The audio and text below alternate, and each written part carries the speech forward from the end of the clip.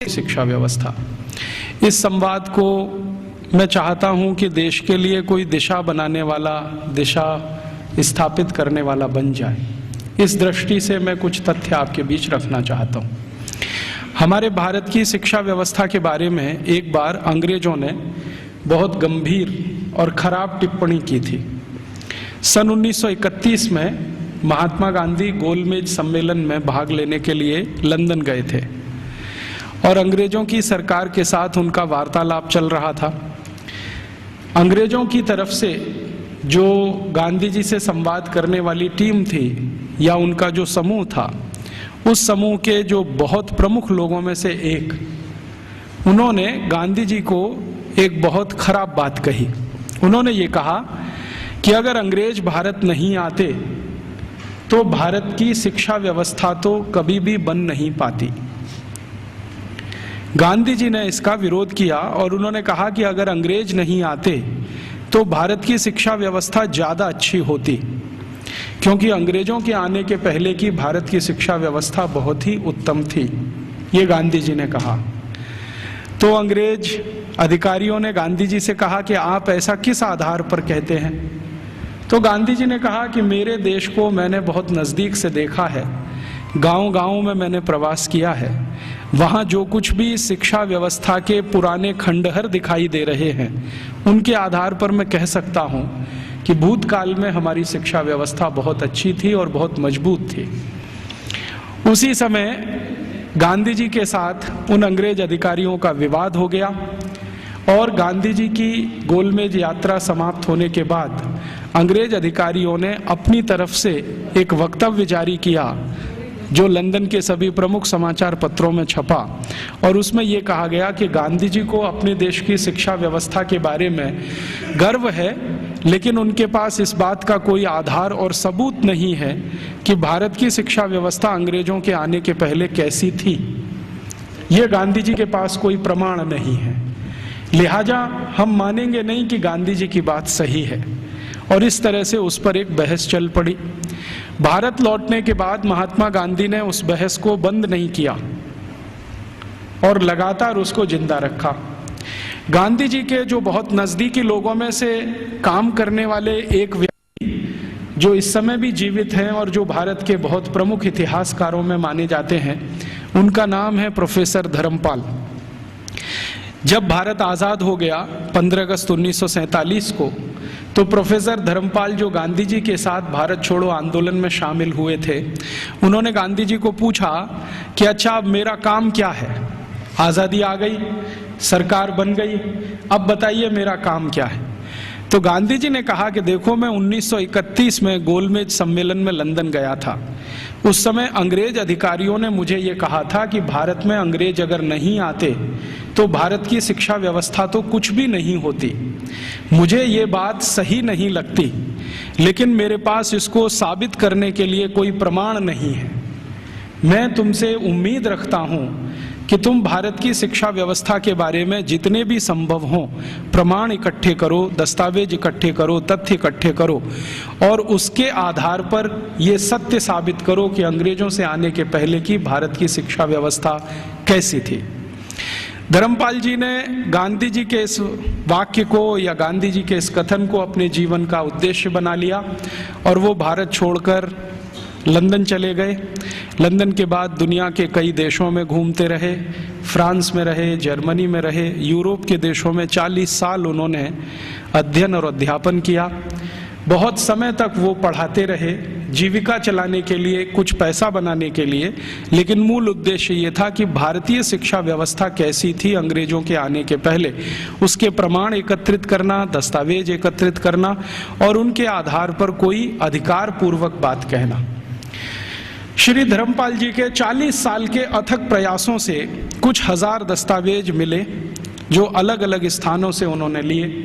उनका एक साथ जब बैठकर विश्लेषण किया तो पता चला कि अंग्रेजों के आने के पहले की शिक्षा व्यवस्था बहुत ही अच्छी थी। अभी थोड़े दिन पहले हमारे देश में एक घटना घटित हुई, वो इससे बहुत जुड़ी हुई है जो मैं कहने जा रहा हूँ। हमारे देश के जो वर्तमान प्रधानमंत्री हैं डॉक्टर मनमोहन सिंह, ये थोड़े दिन पहले ऑक्सफोर्ड विश्वविद्यालय में गए थे और इनको ऑक्सफोर्ड विश्वविद्यालय ने मानद डॉक्टरेट की उपाधि दी थी। जिस दिन ये समारोह आयोजित हुआ था उस दिन मैंने उसका लाइव टेलीकास्ट देखा था, सीधा प्रसारण। और उस सीधे प्रसारण में लगभग मैं 2-2.5 घंटे बैठा रहा टीवी के सामने, देखता रहा कि क्या क्या हो रहा है। उस कार्यक्रम में 40 मिनट का तो व्याख्यान हुआ डॉक्टर मनमोहन सिंह का, और उसके अलावा कुछ दूसरी औपचारिकताएं हुई। मनमोहन सिंह जी ने जो व्याख्यान दिया इस ऑक्सफोर्ड विश्वविद्यालय के पदवी ग्रहण समारोह में, वो बहुत ही तकलीफ देने वाला था और किसी भी स्वाभिमानी भारतीय नागरिक को नीचा दिखाने वाला था। उन्होंने अपने व्याख्यान की शुरुआत ही यहाँ से की कि हम अंग्रेजों के बहुत आभारी हैं जो उन्होंने भारत में आकर अपनी सरकार बनाई। हम अंग्रेजों के बहुत आभारी हैं जो उन्होंने भारत में आकर शिक्षा व्यवस्था दी। हम अंग्रेजों के बहुत आभारी हैं जो उन्होंने भारत में आकर न्याय व्यवस्था स्थापित की। हम अंग्रेजों के बहुत आभारी हैं कि उन्होंने भारतीय लोगों को विज्ञान सिखाया। हम अंग्रेजों के बहुत आभारी हैं कि उन्होंने भारतीय नागरिकों को विज्ञान और तकनीकी का अंतर समझाया। हम अंग्रेजों के बहुत आभारी हैं कि उन्होंने अंग्रेजी भाषा हमें बताई। और ऐसा ही वो 40 मिनट बोलते रहे।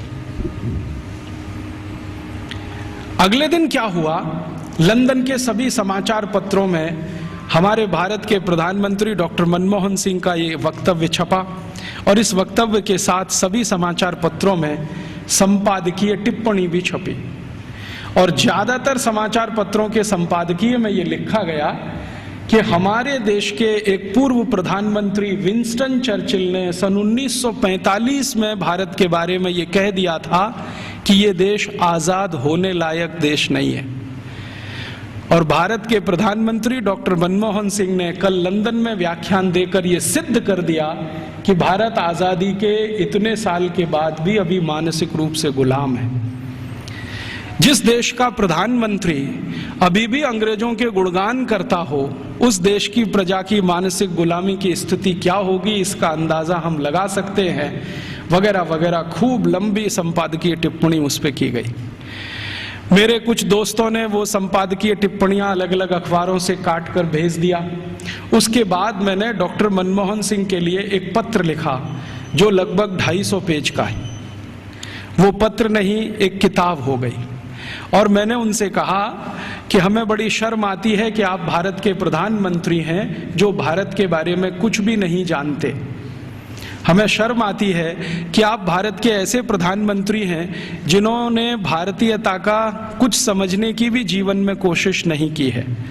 भारत अंग्रेजों के पहले कैसा था, भारत की शिक्षा अंग्रेजों के पहले कैसी थी, भारत की तकनीकी और विज्ञान अंग्रेजों के पहले कैसा था, हमारा भारत अंग्रेजों के पहले उद्योग और व्यापार में किस स्थान पर दुनिया में टिका हुआ था, ये सब बातें अगर आप दस्तावेजों के आधार पर जरा समझें और जानें तो बहुत अच्छा होगा। आप अगली बार ऐसा गुलामी का वक्तव्य देने से बचेंगे। आपको सुनकर हैरानी होगी कि मैंने ये जो पत्र लिखा, ये पत्र मनमोहन सिंह के कार्यालय में पहुंचा और एक लाइन का उत्तर आया कि आपका पत्र मिला और हम उसको कार्यवाही के लिए भेज रहे हैं। अब कहां भेज रहे हैं कार्यवाही के लिए? मैंने तो लिखा था हमारे देश के प्रधानमंत्री को, और उसमें पत्र तो एक ही पन्ने का था, बाकी 249 पन्ने के तो दस्तावेज जो ये सिद्ध करने के लिए मैंने उनके पास भेजे कि आप पहले इन दस्तावेजों को पढ़ें और देखें कि अंग्रेजों के आने के पहले का भारत कैसा था। शिक्षा व्यवस्था के स्तर पर, तकनीक और विज्ञान के स्तर पर, उद्योग और व्यापार के स्तर पर, हर स्तर पर, चिकित्सा व्यवस्था के स्तर पर, जहां तक भी संभव हो मैंने उसमें जानकारी दी। उसमें से एक हिस्से की छोटी जानकारी मैं आपसे भी शेयर करना चाहता हूं कि भारत की शिक्षा व्यवस्था कैसी थी और जिस समय हमारी शिक्षा व्यवस्था ऐसी थी उस समय यूरोप की शिक्षा व्यवस्था कैसी थी। भारत की शिक्षा व्यवस्था के बारे में सबसे ज्यादा काम जिन्होंने किया है वो कुछ अंग्रेज ही है। एक अंग्रेज अधिकारी भारत में आया जो लगभग 40 साल यहां रहा, उसका नाम था विलियम एडम। विलियम एडम बहुत उच्च स्तर का अधिकारी था। अंग्रेजों की जो संसद का एक हिस्सा है हाउस ऑफ लॉर्ड्स, उसमें बहुत दिनों तक वो सांसद था और भारत में उसको बहुत उच्च स्तर का अधिकारी बनाकर भेजा गया था। उसकी हैसियत इतनी बड़ी थी कि वो भारत में आकर अगर गवर्नर को या वायसराय को कोई सुझाव दे दे तो वायसराय उसको कानून बनाने के लिए मजबूर होता था। विलियम एडम इस स्तर का अधिकारी था। उस विलियम एडम के नीचे काम करने वाले कुछ अधिकारी थे, जिनमें से एक था मैकॉले, टीवी मैकॉले। मैकॉले की तो आपने बार बार चर्चा सुनी है, बार बार नाम भी सुना है, लेकिन विलियम एडम के बारे में शायद आप में से कम लोग जानते होंगे, क्योंकि ये मैकॉले का बॉस था। मैकॉले भारत में शिक्षा व्यवस्था के बारे में जितना भी अभ्यास करता था वो अपने इमीडिएट बॉस विलियम एडम को भेजता था। तो विलियम एडम ने भारत की शिक्षा व्यवस्था पर एक रिपोर्ट तैयार की और वो रिपोर्ट लगभग 1700 कुछ पन्ने की है, 1780 पन्ने हैं उस रिपोर्ट में। वो रिपोर्ट संसद में पेश की गई। संसद माने अंग्रेजों की संसद में, हाउस ऑफ कॉमन्स में पेश की गई और इस रिपोर्ट के आधार पर अंग्रेजों को पता चला कि भारत की शिक्षा व्यवस्था कैसी है। विलियम एडम की रिपोर्ट में से कुछ तथ्य मैं आपको देता हूं जो इस समय अंग्रेजी संसद के रिकॉर्ड्स पर हैं। आप जानते हैं कि हाउस ऑफ कॉमन्स और हाउस ऑफ लॉर्ड्स में जो भी बहस होती है वो सभी रिकॉर्ड में रहती है और जो रिकॉर्ड में आ जाती है वो उनका डॉक्यूमेंट्स बन जाती है, दस्तावेज बन जाती है। और फिर ब्रिटिश पार्लियामेंट की एक प्रेस है जिसको हंसार्ड कहते हैं, वो जरूरत पड़ने पर समय समय पर ये डॉक्यूमेंट्स को प्रकाशित करती रहती है। तो भारत की शिक्षा व्यवस्था पर विलियम एडम की रिपोर्ट, जिसमें जगह जगह पर मैकॉले की दी गई टिप्पणी, मैं पहले मैकॉले की एक छोटी सी लाइन आपको सुना देता हूँ। मैकॉले और विलियम एडम भारत की शिक्षा व्यवस्था के बारे में अंग्रेजों की संसद में जब बात कर रहे हैं तो घंटों घंटों उन्होंने बात की है। एक दिन ये टीवी मैकॉले 2 फरवरी सन 1835 को ब्रिटिश पार्लियामेंट के हाउस ऑफ कॉमन्स में खड़ा होकर भाषण दे रहा है और कह रहा है कि मैंने भारत का उत्तर, दक्षिण, पूरब, पश्चिम पूरा इलाका घूम लिया है। ऐसा कोई क्षेत्र नहीं है जो मैंने भारत का नहीं देखा है और मैंने भारत का बाहरी क्षेत्र भी देखा है, आंतरिक क्षेत्र भी देखा है। देखने के बाद मैं जो कह रहा हूं आप उस पर विश्वास नहीं करेंगे, लेकिन जो सत्य है वो मैं आपको कहूंगा, उसको मैं अपने अंदर रोक नहीं सकता। सत्य क्या कह रहा है? वो कह रहा है कि संपूर्ण भारत को उत्तर, दक्षिण, पूरब, पश्चिम में घूम लेने के बाद उसने अंग्रेजी का एक मुहावरा इस्तेमाल किया है, I had travelled length and breadth. Length and breadth माने सब भारत मैंने देख लिया, मैंने पूरा भारत देख लिया और उसके बाद मैं ये कहता हूं कि भारत देश में आज तक कहीं भी भिखारी देखने को नहीं मिला, कोई बेरोजगार आदमी देखने को नहीं मिला, गांव के किसी कोने में किसी स्थान पर बैठा हुआ कोई ऐसा व्यक्ति ना मिला जो किसी पर पराश्रित हो। आज तक मैंने किसी ऐसे व्यक्ति को भारत में नहीं पाया जो अपना जीवन चलाने के लिए दूसरों के आगे हाथ फैलाता हो। और ये ज्यादा पुरानी बात नहीं है, 1835 में वो बोल रहा है। आज से लगभग आप कल्पना करें तो 170 साल पहले बोल रहा है। तो 170 साल पहले इस देश में कोई भिखारी नहीं था। जरा ध्यान से सुनिए इस बात, कोई भिखारी नहीं, कोई बेरोजगार नहीं। फिर वो कहता है टीवी मैकॉले कि मैंने दुनिया के बहुत शहर देखे हैं, पेरिस देखा है, बर्लिन देखा है, हैम्बर्ग देखा है, मॉस्को देखा है, फ्रैंकफर्ट देखा है, शिकागो देखा है, न्यूयॉर्क देखा है, लंदन तो अपना है ही, बार बार देखा है, लेकिन इन सभी शहरों की कुल संपत्ति भारत के एक शहर से भी बहुत कम है। तो उसको पूछा गया प्रश्न कि बताओ वो कौन सा शहर है? तो कहता भारत का एक शहर सूरत और यूरोप के सारे शहर एक बाजू में, तो भी सूरत इन सभी पे भारी पड़ता है। इतनी संपत्ति, इतना धन मैंने उस शहर में देखा है। और वो कहता है कि इतना धन और संपत्ति जिस समाज के पास हो उस समाज को गुलाम बनाना एकदम मुश्किल है। वो ये कहता है मैं ये तो नहीं कहता कि असंभव है, लेकिन मुश्किल बहुत है। फिर वो कहता है कि मैं एक सुझाव देना चाहता हूं ब्रिटिश गवर्नमेंट को, सरकार को, कि अगर भारत को गुलाम बनाना हो तो इनका वैभव, इनका धन, इनकी संपत्ति को खत्म करो। तो फिर ब्रिटिश पार्लियामेंट के सांसद उसको पूछ रहे हैं कि भारत का धन, भारत का वैभव और भारत की संपत्ति को खत्म करने के लिए तुम्हारे पास क्या योजना है? तो कहता है भारत की शिक्षा व्यवस्था को खत्म करो। वो कहता है कि भारत में जितना भी धन है, संपत्ति है, वैभव है, ये भारत की शिक्षा व्यवस्था के कारण है। तो कोई सांसद पूछ लेता है कि अच्छा बताओ भारत की शिक्षा व्यवस्था कैसी है, तो वो कहता है कि भारत की शिक्षा व्यवस्था में सबसे पहला सत्य ये है कि यहाँ निरक्षरता नहीं है, माने लिटरेसी कंप्लीट है। तो उसको पूछा गया क्या संपूर्ण भारत में एक जैसा है, तो कहता है दक्षिण भारत में लिटरेसी 100% है। दक्षिण भारत का माने कर्नाटक, आंध्र प्रदेश, तमिलनाडु, केरल।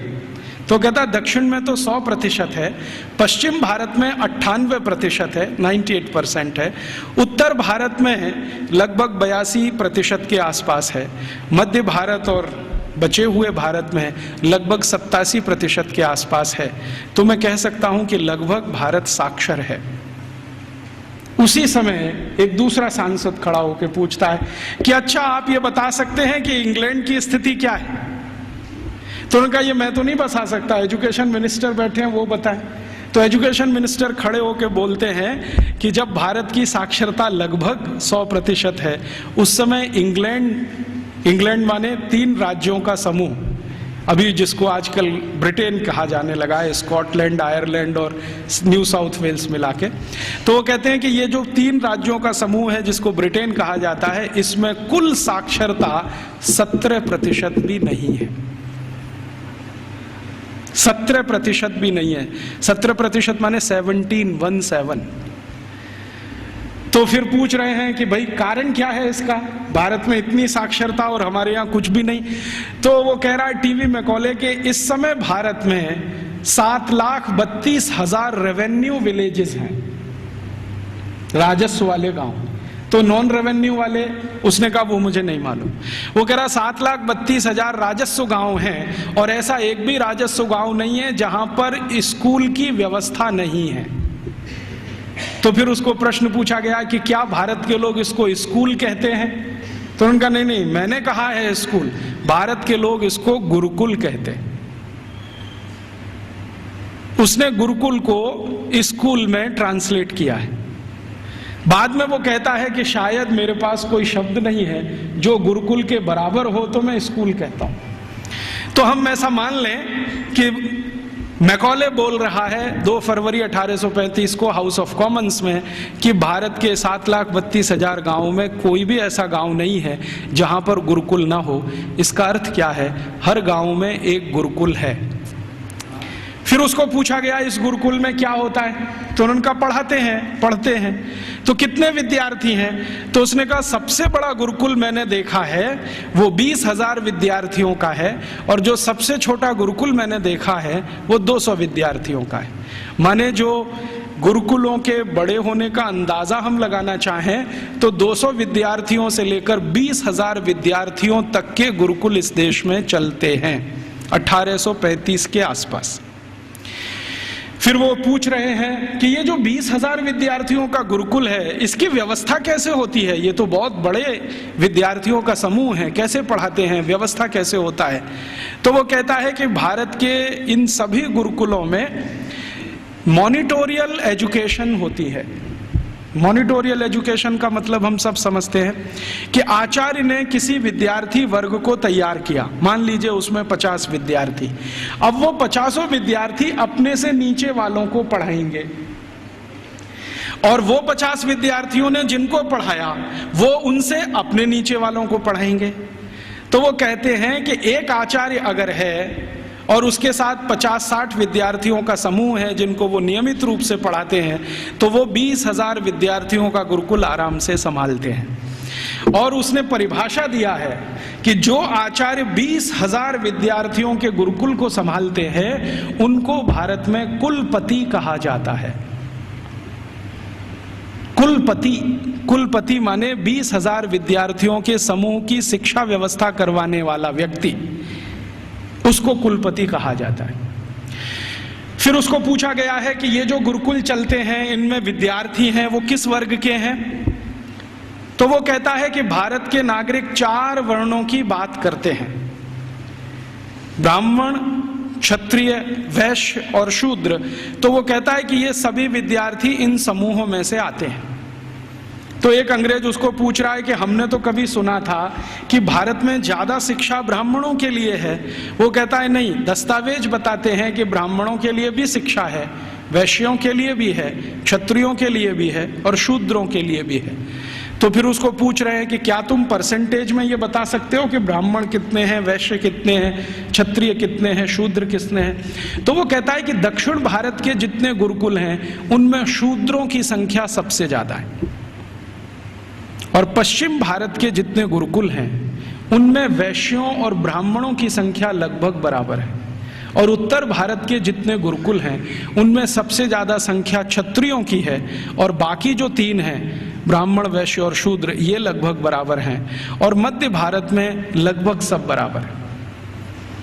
तो कुछ लोग चौंक जाते हैं, वो ये कहते हैं ये कैसे संभव है कि शूद्रों की संख्या दक्षिण भारत के गुरुकुलों में सबसे ज्यादा है। तो वो कहता है शूद्रों की ही नहीं, दक्षिण भारत के गुरुकुलों में महिलाओं की संख्या, लड़कियों की संख्या भी सबसे ज्यादा है। तो वो एक उत्तर दे रहा है प्रश्न का जिसमें वो बोल रहा है कि दक्षिण भारत के गुरुकुलों में लगभग 58% लड़कियां हैं और 42% लड़के हैं। तो फिर उसको पूछा गया ये कैसे संभव हो रहा है भारत में। तो कहता है कि इट क्वाइट नेचुरल, ये स्वाभाविक है, क्योंकि दक्षिण भारत में महिलाओं की संख्या, लड़कियों की संख्या लड़कों से ज्यादा है। और वो कह रहा है वैसे तो भारत में सभी जगह लड़कियों की संख्या लड़कों से ज्यादा है, और आप जानते हैं कि 1881 में अंग्रेजों ने जब पहला सेंसस कराया, पहला जनसंख्या सर्वेक्षण कराया, तो उसमें भी रेशियो यही निकलता है, महिलाएं लगभग 53% हैं और 47% पुरुष हैं। तो वो कह रहा है कि गुरुकुलों में दक्षिण में लड़कियां बहुत ज्यादा पढ़ती हैं। फिर वो पूछ रहा है कि इन लड़कियों को पढ़ाने के लिए जो अध्यापक हैं, तो वो कहता है कि वो सब महिलाएं ही हैं। लड़कों को पढ़ाने के लिए पुरुष हैं, लड़कियों को पढ़ाने के लिए महिलाएं हैं। तो फिर उससे पूछा जा रहा है कि ये जो अध्यापक पढ़ाते हैं इनके लिए कोई ट्रेनिंग सेंटर है क्या। तो वो कह रहा है कि सभी गुरुकुलों के साथ उच्च अध्ययन केंद्र जुड़े हुए हैं जहां पर इन अध्यापकों को तैयार किया जाता है, और तैयार होने के बाद वो गुरुकुलों में पढ़ाने का काम शुरू कर देते हैं। हर गुरुकुल के साथ एक उच्च अध्ययन केंद्र है। फिर उसके साथ पूछा जा रहा है कि अच्छा ये बताओ भारत के इन स्कूलों में, माफ करो गुरुकुलों में क्या विषय पढ़ाए जाते हैं। तो वो गिना रहा है कि 18 विषय पढ़ाए जाते हैं, 18 विषय पढ़ाए जाते हैं। सबसे ज्यादा किस विषय पर जोर दिया जाता है। तो वो कहता है कि भारत के गुरुकुलों में सबसे ज्यादा गणित पढ़ाया जाता है। तो ये गणित कौन सा पढ़ाया जाता है। तो वो कहता है वैदिक गणित पढ़ाया जाता है। तो फिर अंग्रेज पूछ रहे हैं कि हमारे यहाँ एक कॉमर्शियल मैथमेटिक्स है, तो उनका भारत वाले उसको पढ़ते नहीं हैं और उसमें उनकी ज़्यादा रुचि भी नहीं है, वो वैदिक मैथमेटिक्स में ज़्यादा रुचि लेते हैं। फिर दूसरा कौन सा विषय है जो सबसे ज़्यादा पढ़ाया जाता है गणित के बाद। तो कहता है दूसरा सबसे बड़ा विषय है खगोल शास्त्र, इसको सब भारतवासी पढ़ते हैं। फिर तीसरा कौन सा विषय है। तो वो कहता है मेटलर्जी, माने धातु विज्ञान। फिर चौथा कौन सा विषय है। तो वो कहता है कि कारीगरी, कारीगरी माने जो विभिन्न तरह की कारीगरियां गाँव में रहती हैं। हमारे सभी गाँव में 18 तरह के कारीगर होते हैं। कोई लोहे का काम करने वाला, कोई लकड़ी का काम करने वाला, कोई बांस का काम करने वाला, कोई मिट्टी का काम करने वाला। तो वो कह रहा है कि सभी गुरुकुलों में ये कारीगरी पढ़ाई जाती है, 18 विषय उसमें अलग हैं। फिर वो पूछ रहा है कि इसके आगे के विषय बताओ। तो कहते हैं वो कि एस्ट्रोफिजिक्स पढ़ाते हैं। एस्ट्रोफिजिक्स समझते हैं, मॉडर्न साइंस का विषय है, और भारत में 1835 में सभी गुरुकुलों में ये पढ़ाया जाता है एस्ट्रोफिजिक्स। फिर और क्या पढ़ाते हैं। तो कहते हैं रसायन शास्त्र पढ़ाते हैं। रसायन शास्त्र के साथ और क्या पढ़ाते हैं। तो कहता है चिकित्सा शास्त्र पढ़ाते हैं। चिकित्सा शास्त्र में क्या विषय हैं। तो वो कहता है औषधि विज्ञान एक है और शल्य क्रिया दूसरा है। माने सर्जरी है और मेडिसिन है, और ऐसे ऐसे करके वो 18 विषय को गिनाता है। तो फिर वो पूछते हैं कि कैसे संभव है कि भारत के विद्यार्थी ये 18 विषय पढ़ लेते हैं। तो वो बताता है कि भारत के विद्यार्थियों को गुरुकुल में जब प्रवेश मिलता है तो वो सामान्य रूप से 5 वर्ष के होते हैं, और जब वो गुरुकुल से पढ़कर निकलते हैं तो उनकी उम्र 21 और 22 वर्ष की होती है। लगभग उनको इतना समय मिलता है 15 साल का, जितने में वो सब पढ़ लेते हैं। तो फिर उनको पूछा गया कि ये विषय कैसे पढ़ाए जाते हैं, रोज पढ़ाए जाते हैं? तो उसने कहा नहीं, रोज नहीं पढ़ाए जाते, एक एक करके पढ़ाए जाते हैं। एक एक करके पढ़ाए जाते हैं माने एक विषय लिया और उसको पूरे 1 साल पढ़ाया, या 8 महीने पढ़ाया, या 9 महीने पढ़ाया। जब वो पूरा हो गया तब उसको छोड़ा, फिर दूसरा विषय लिया, फिर तीसरा विषय लिया। ऐसे करके 15-16 साल में सब विषय पढ़ाए जाते हैं। फिर वो पूछ रहा है परीक्षा कैसे होती है? तो उनका भारत में परीक्षा होती नहीं है, परीक्षा नहीं होती है। तो कैसे पता चलता है? वो पूछ रहे हैं बहुत सारे एमपीज के इवैल्यूएशन का तरीका क्या है। तो उन्होंने कहा कि यहाँ के जो आचार्य और शिक्षक होते हैं वो विद्यार्थियों को जब एक विषय पूरा पढ़ा देते हैं तो उसी के आधार पर उनके कौशल को जानने के लिए, हुनर को परखने के लिए कुछ काम उनको दे दिए जाते हैं। वो काम कितनी कुशलता से करते हैं इसके आधार पर तय होता है। ये नहीं है कि क्लासरूम में बैठकर 3 घंटे का कोई क्वेश्चन पेपर सॉल्व कर रहे हैं, क्लासरूम में रट लिया है और आंसर शीट पर वॉमिटिंग कर रहे हैं। ऐसा नहीं है भारत में। उसने मजाक में कहा है लेकिन ये गंभीर है समझने के लिए। तो उसको पूछा गया है कि अच्छा आप जरा बताओ कि हमारी इंग्लैंड की स्थिति क्या है, अगर ऐसी शिक्षा भारत में है तो इंग्लैंड में। तो कहता है जी इंग्लैंड में तो अभी 17% ही साक्षरता नहीं है। और वो कह रहा है कि जब भारत में 7,32,000 गुरुकुल है तो पूरे इंग्लैंड में कुल मिलाकर 240 भी स्कूल नहीं है, और जो स्कूल हैं उनमें गणित पढ़ाना तो किसी को नहीं आता है। वो एक ही विषय पढ़ाते हैं और वो है बाइबल, और कुछ पढ़ाने को इनको नहीं है। मुझे थोड़ा इंटरेस्ट आया विलियम एडम की रिपोर्ट पढ़ने के बाद, तो मैंने इंग्लैंड के पिछले 400 साल के इतिहास के दस्तावेज इकट्ठे किए। तो पता चला कि इंग्लैंड में 16वीं शताब्दी तक तो कोई भी स्कूल नहीं था। आप जरा ध्यान से सुनना इन बातों। 16वीं शताब्दी तक तो कोई स्कूल नहीं था। ईस्ट इंडिया कंपनी जब भारत आई है तब उनके यहाँ एक स्कूल खुला था, चर्च के पिछवाड़े में, गैरेज में। गैरेज समझते हैं, जहां गाड़ियां खड़ी की जाती हैं। एक गैरेज हुआ करता था जो मुश्किल से 15-20 फीट लंबा, 15-20 फीट चौड़ा, लंदन के एक चर्च में। ये लंदन में आप कभी जाएं तो उनका जो स्क्वायर है जहां पर उनकी पार्लियामेंट है उसके बगल में वो चर्च आज भी है। तो उसकी पीछे के हिस्से में एक छोटे से में स्कूल खुला था जो उनको पढ़ाता था बाइबल। तो बाइबल पढ़ाने वाले स्कूल उनके यहाँ शुरू हुए, उसके पहले तो कोई स्कूल ही नहीं था। तो इंग्लैंड और यूरोप के इतिहास क्या बताते हैं शिक्षा के बारे में, तो आप जरा सोचो और सुनो। यूरोप का जो सबसे बड़ा इतिहासकार, सबसे बड़ा दार्शनिक, सबसे बड़ा फिलोसोफर, सबसे बड़ा सब कुछ, जो यूरोप में भगवान के अगला अवतार माना जाता है, उसका नाम है प्लेटो। प्लेटो सबसे महान। वो ये कहते हैं ये तो ईश्वर का ही अंश है। माने ईसा मसीह के बाद यूरोप में अगर किसी की इज्जत है तो वो प्लेटो की है।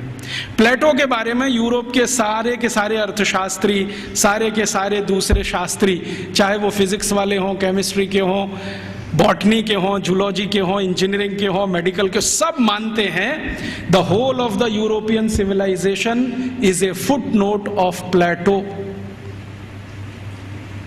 मतलब यूरोप की पूरी सभ्यता जो है ना प्लेटो के फुटनोट जैसी है।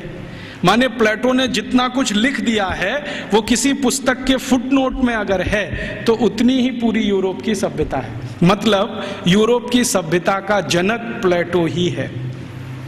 प्लेटो ने अपनी जिंदगी में कई महत्वपूर्ण पुस्तकें लिखी हैं, उनमें से 2 का जिक्र करता हूं। एक पुस्तक उसकी जो दुनिया में सबसे ज्यादा चर्चित हुई है, द रिपब्लिक, गणतंत्र, और दूसरी पुस्तक जो बहुत चर्चित है पूरी दुनिया में, laws, LAWS, laws.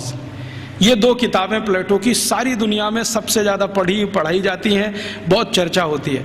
The Republic में प्लेटो लिखता है कि शिक्षा की जरूरत सभी को नहीं होती, शिक्षा की जरूरत सभी को नहीं होती। समाज का जो प्रभु वर्ग है, प्रभु वर्ग से मतलब सरकार चलाने वाला वर्ग, राजा और राजा के नजदीक, इन्हीं को शिक्षित होना चाहिए, बाकी को शिक्षित होने की जरूरत ही नहीं होती। क्यों? तो वो कहता है कि राजा और राजा के नजदीक का जो वर्ग है उसको आदेश देना है, बाकी को तो सब उस आदेश का पालन करना है। तो जो आदेश के पालन करता है उनको शिक्षित होने की क्या जरूरत है? शिक्षा की जरूरत तो सिर्फ राजा को है और राजा के नजदीकी लोगों को है। ये जो प्लेटो ने कहा, प्लेटो के बाद जो दूसरा उसका ग्रेट ग्रेट ग्रेट फिलोसोफर या उसका ग्रेट ग्रेट स्टूडेंट अरिस्टोटल कहता है कि मेरा जो गुरु बोल गया है उसी पर मैं सहमत हूं। शिक्षा की जरूरत सभी को नहीं होती। समाज का जो प्रभु वर्ग है, माने जो संचालन करता है राज्य का, उसके राजा, मंत्रियों के नजदीकी अधिकारी, बस इनको पढ़ाई होनी चाहिए, बाकी किसी को नहीं। अरिस्टोटल के बाद जितने भी फिलोसोफर आए हैं और लेटेस्ट रूसो, देकार्ते, लेविनिज, ये सब अपनी अपनी किताबों में लिख रहे हैं शिक्षा की जरूरत किसी को नहीं होती। अगर जरूरत है तो थोड़ा राजा को है। माने यूरोप में प्लेटो के समय से चली हुई विचारधारा आज 18वीं शताब्दी के सभी दार्शनिकों तक सतत चली आई है। शिक्षा सबके लिए नहीं है, सिर्फ राजा के लिए और प्रजा के लिए। प्रजा को जरूरत नहीं है शिक्षा की, राजा के नजदीकी लोगों को जरूरत है। तो फिर ये शिक्षा कैसे पूर्ति की जाए? तो प्लेटो लिखता है रिपब्लिक पुस्तक में ही कि राजा को अगर अपने बच्चों को शिक्षा दिलवानी है या खुद को शिक्षा लेनी है या उसके मंत्रियों को शिक्षा दिलवानी है तो इसके लिए स्कूल नहीं चाहिए। कोई शिक्षक को पकड़ लाइए, राजा को महल में आके पढ़ा देगा। कोई शिक्षक को पकड़ लाइए, राजा के बच्चों को उसके घर में पढ़ा देगा। कोई शिक्षक को पकड़ लाइए, मंत्रियों को वहां पढ़ा देगा। स्कूल की क्या जरूरत है? तो फिर प्लेटो को कई बार पूछे जाने वाले प्रश्नों में से एक है कि स्कूल क्यों नहीं चाहिए? तो कहता है ये फालतू का खर्चा है। वो ये कहता है स्कूल बनाने से अच्छा है एक बनाओ ऐसा स्थान जहां पर मनोरंजन हो सके। स्कूल की क्या जरूरत है? घर में आके कोई पढ़ा देगा, क्या जरूरत है स्कूल की? तो इसलिए इंग्लैंड में, इंग्लैंड के पड़ोसी फ्रांस में, जर्मनी में, स्वीडन में, स्विट्जरलैंड में 16वीं 17वीं शताब्दी तक एक भी स्कूल नहीं खोला गया। बाद में क्या हुआ, क्रिश्चियनिटी का असर जैसे जैसे बढ़ा यूरोप में, आप जानते हैं कि क्रिश्चियनिटी यूरोप में 2000 साल पहले ही आई है। उसके पहले यूरोप क्रिश्चियन नहीं था। यूरोप की छोटी छोटी जातियां, जनजातियां होती थीं जो 1000 से ज्यादा हैं, समूह हैं छोटे छोटे, वो अपना अपना धर्म और संस्कृति माना करते थे। उनके यहाँ ईसाइयत क्या होती है मालूम नहीं। 2000 साल से ईसाइयत आई है। तो जब ईसाइयत का बहुत प्रचार हुआ और समाज और ईसाइयत के बीच में संघर्ष हुआ, तब उन्होंने बाइबल स्कूल्स शुरू किए और वो बाइबल स्कूल पूरे इंग्लैंड में फैले, फ्रांस में, जर्मनी में फैले। तो वो कह रहा है टीवी में कोले कि हमारे यहाँ तो कुछ स्कूल चलते हैं, वहां सिर्फ बाइबल पढ़ाई जाती है और कुछ नहीं पढ़ाया जाता, और बाइबल भी पढ़ाई जाती है तो संडे को पढ़ाई जाती है, बस मंडे से सैटरडे छुट्टी रहती है। और उन स्कूलों को इंग्लैंड के दस्तावेजों में संडे स्कूल्स कहा जाता है। और ये स्कूल शुरू हुए हैं और आज तक चल रहे हैं। आप यूरोप में कहीं भी जाइए, संडे स्कूल्स आपको मिलेंगे जहां पर आप बाइबल पढ़ सकते हैं। बाइबल में न्यू टेस्टामेंट पढ़ाते हैं, ओल्ड टेस्टामेंट पढ़ाते हैं, 2 ही चीजें पढ़ाते हैं, इसके अलावा कुछ नहीं। गणित क्या होता है, फिजिक्स क्या होती है, केमिस्ट्री क्या होती है, मेटलर्जी क्या होती है, सर्जरी क्या होती है, मेडिसिन साइंस, ये कुछ उनको 18वीं शताब्दी तक मालूम नहीं है। ऐसा गरीब देश है इंग्लैंड और उनकी ऐसी शिक्षा व्यवस्था है। जो उनका पहला स्कूल खुला है जिसमें मुश्किल से 250 स्क्वायर फीट की जगह है, उसमें उन्होंने पहली ही बार में 250 विद्यार्थी ले लिए।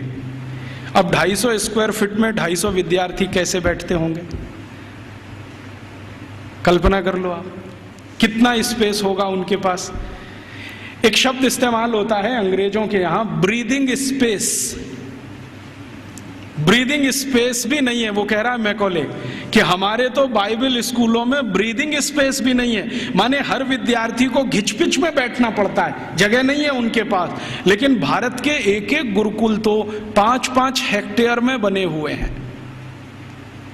1 हेक्टेयर में लगभग 5 एकड़ होते हैं, 25 एकड़ में गुरुकुल बने हुए हैं। और वो कह रहा है कि भारत के बहुत सारे गुरुकुल रेजिडेंशियल हैं, जहां पर विद्यार्थियों को रहने और खाने की व्यवस्था है, और कुछ गुरुकुल ऐसे हैं जो डे स्कूल की तरह से चलते हैं। विद्यार्थी सुबह आते हैं, शाम को पढ़ के अपने घर वापस जाते हैं। फिर वो उसको पूछा जाता है कि भारत के विद्यार्थियों को ये सारी की सारी जो शिक्षा दी जाती है, इसका कोई वर्गीकरण है, क्लासिफिकेशन है? तो वो बहुत सुंदर उत्तर दे रहा है, जो हमें इस पे रिसर्च आज जरूरी है करना। वो ये कह रहा है कि भारत के विद्यार्थियों को 2 चीजें पढ़ाई जा रही हैं, एक तो शिक्षा है, दूसरी विद्या है।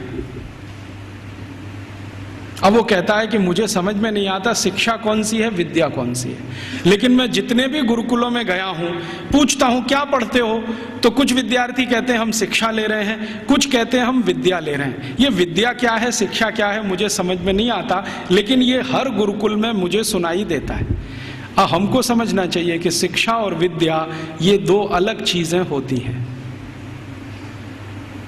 आज के समय में हमने इन दोनों का खिचड़ी बना दिया है, और ऐसा खिचड़ी बना दिया है कि उसमें से चावल और मूंग की दाल को बीन पाना ही बड़ा मुश्किल हो गया है।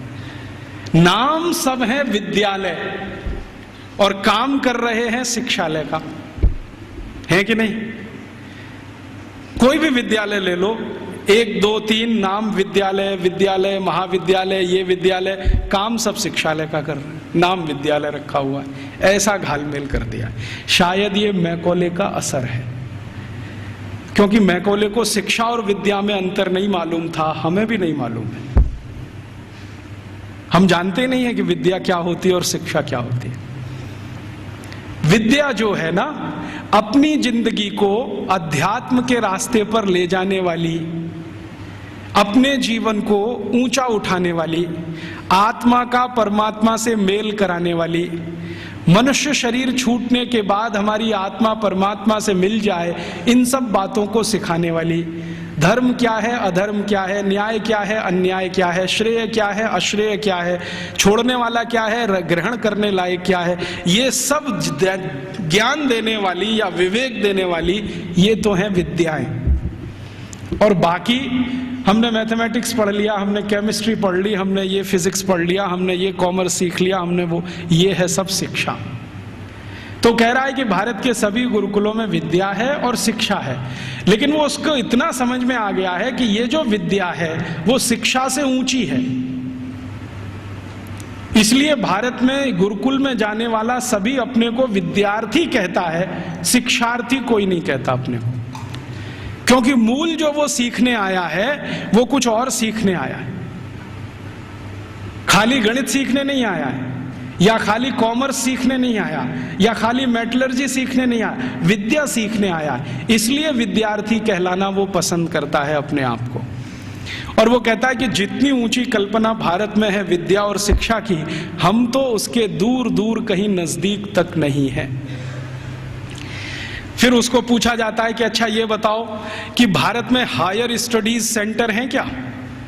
तो कहता हाँ हैं। कितने हैं? तो संख्या गिना रहा है 15,800 कुछ। हायर स्टडीज सेंटर का मतलब क्या है? हायर स्टडीज सेंटर का माने विश्वविद्यालय। उनकी जो परिभाषा है ना, उस परिभाषा में विश्वविद्यालय, हायर स्टडीज सेंटर।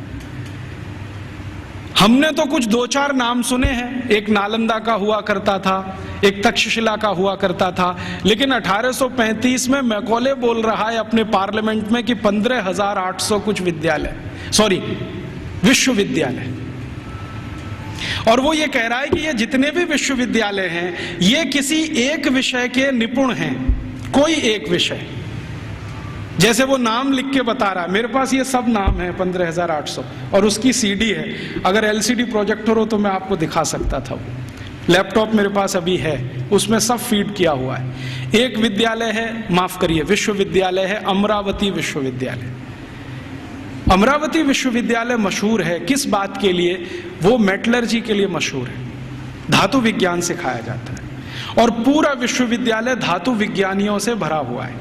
और धातु विज्ञान कई तरह का है, जैसे कच्चे लोहे से फौलाद बनाना, जैसे जमीन में से लोहा तांबा लोहा तांबा सिल्वर माने चांदी और सोना, ये जो दूसरी दूसरी बेशकीमती धातुएं निकलती हैं, इनका एक्सट्रैक्शन कैसे किया जाए ये सिखाने वाला।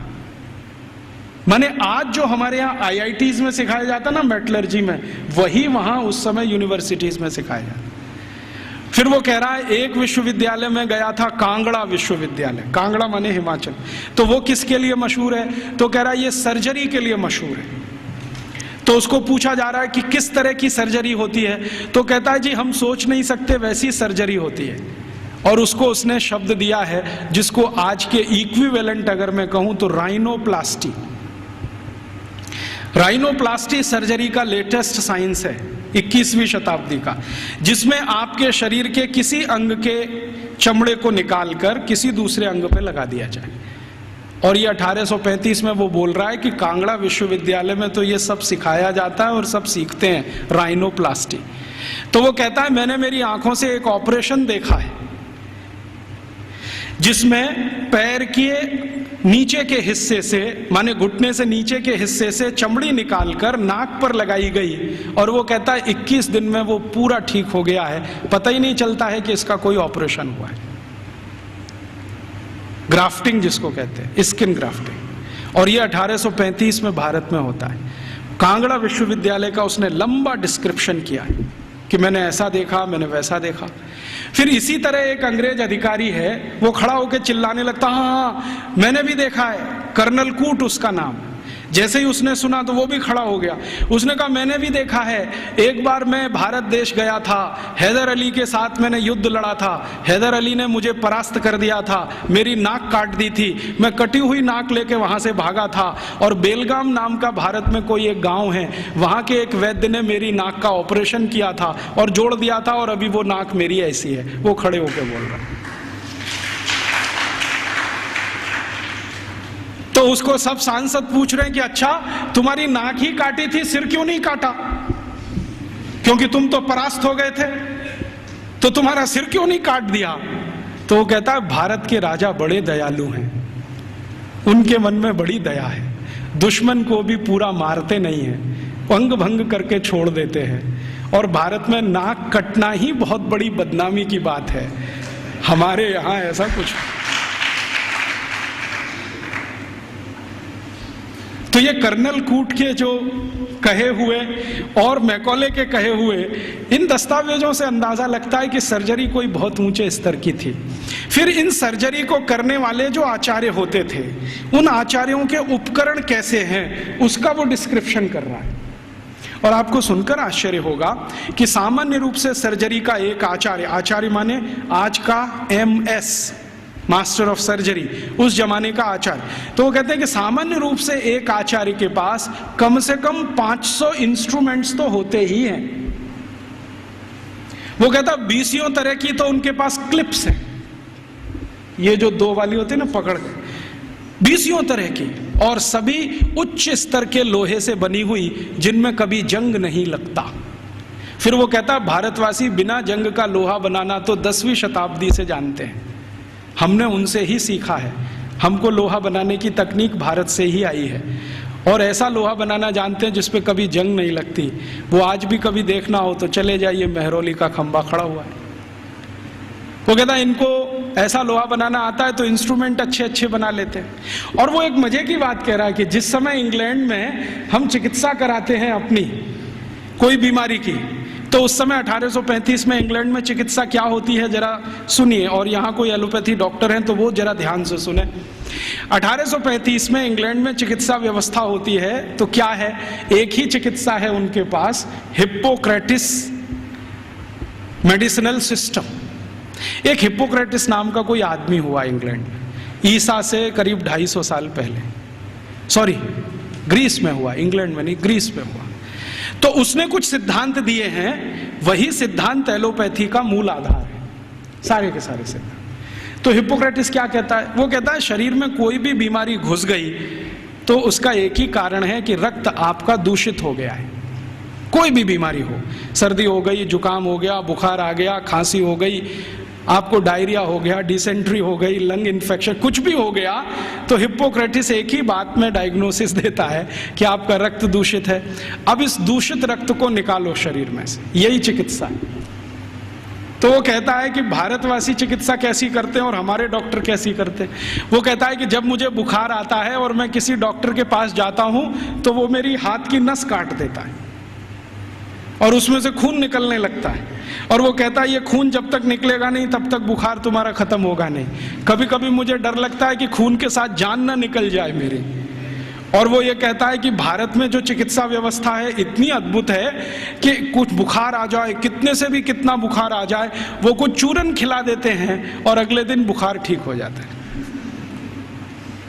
अच्छा, ये जो कहानी उसने कही है, ये कहानी जॉर्ज वॉशिंगटन ने भी कही है। आप जानते हैं जॉर्ज वॉशिंगटन अमेरिका के राष्ट्रपति, और बल्कि पहले राष्ट्रपति, सबसे पहले राष्ट्रपति, अमेरिका की आजादी के बाद सबसे पहले राष्ट्रपति जॉर्ज वॉशिंगटन। आपको मालूम है उनकी मृत्यु कैसे हुई? उनको आया बुखार। तो ये जो हिप्पोक्रेटिस मेडिसिनल सिस्टम है ना, हाँ, एक ही सिस्टम है उनके पास, हिप्पोक्रेटिस मेडिसिनल सिस्टम, जिस पर उनके आप बहुत थीसिस लिखे गए हैं, बहुत काम हुए। तो उनको आ गया बुखार, और बुखार हो गया बहुत 103 104 डिग्री। तो उनका डॉक्टर आया और उनके दोनों हाथों की नस काट गया, हाँ, और कहा कि ये खून बहने दो, अभी मैं सवेरे आऊंगा आपको देखने। तो दोनों हाथों की नस कटी और रात भर में इतना खून बह गया कि सवेरे जॉर्ज वॉशिंगटन मरे हुए मिले। ये है मॉडर्न एलोपैथिक सिस्टम। और मैकॉले कह रहा है कि जिस समय हम तो सिर्फ नस काट के खून निकाल के इलाज करते हैं, भारत के लोग पता नहीं क्या क्या जड़ी बूटियों से चूरन बनाते रहते हैं, पाउडर बनाते रहते हैं। और वो कहता है कि इनके कॉम्बिनेशन इतने परफेक्ट हैं कि 1-2 बार ही खाना पड़ता है, उसके बाद खाना ही नहीं पड़ता। फिर उसको पूछा गया, क्या तुमने कोई लिस्ट बनाई है ये जो चूरन में कॉम्बिनेशन है इसके? तो वो कहता है हाँ, मैं एक लिस्ट बना रहा हूं, उसमें कुछ मेडिसिनल हर्ब्स हैं, कुछ रूट्स हैं, कुछ प्लांट्स हैं। तो वो पूछ रहे हैं कितनी संख्या हो गई है? तो उसने कहा 16,000 तो हो गई है, पता नहीं आगे कितनी जाएगी। उस जमाने में तो कुछ लोग आश्चर्य से पूछ रहे हैं कि ये जो शिक्षा है, वहां चिकित्सा भी दे रहे हैं, सर्जरी भी दे रहे हैं, मेटलर्जी भी दे रहे हैं, वगैरह वगैरह, क्यों दे रहे हैं? तो वो कहते हैं, भारत के सभी आचार्य कहते हैं कि जीवन एकांगी नहीं है। अब ये देखिए फिलॉसफी की बात, जीवन एकांगी नहीं है, और चूंकि एकांगी नहीं है तो इसमें सब तरह के ज्ञान की जरूरत होती है। तो हर विद्यार्थी को सभी तरह का ज्ञान होना चाहिए, विशेषज्ञता उसको किसी एक में होनी चाहिए, ज्ञान उसको सब तरह का होना चाहिए। तो कहता है कि जो प्राइमरी लेवल की ज्ञान है वो सबको दी जाती है, मेडिसिन की, सर्जरी की, मेटलर्जी की, मैथमेटिक्स की।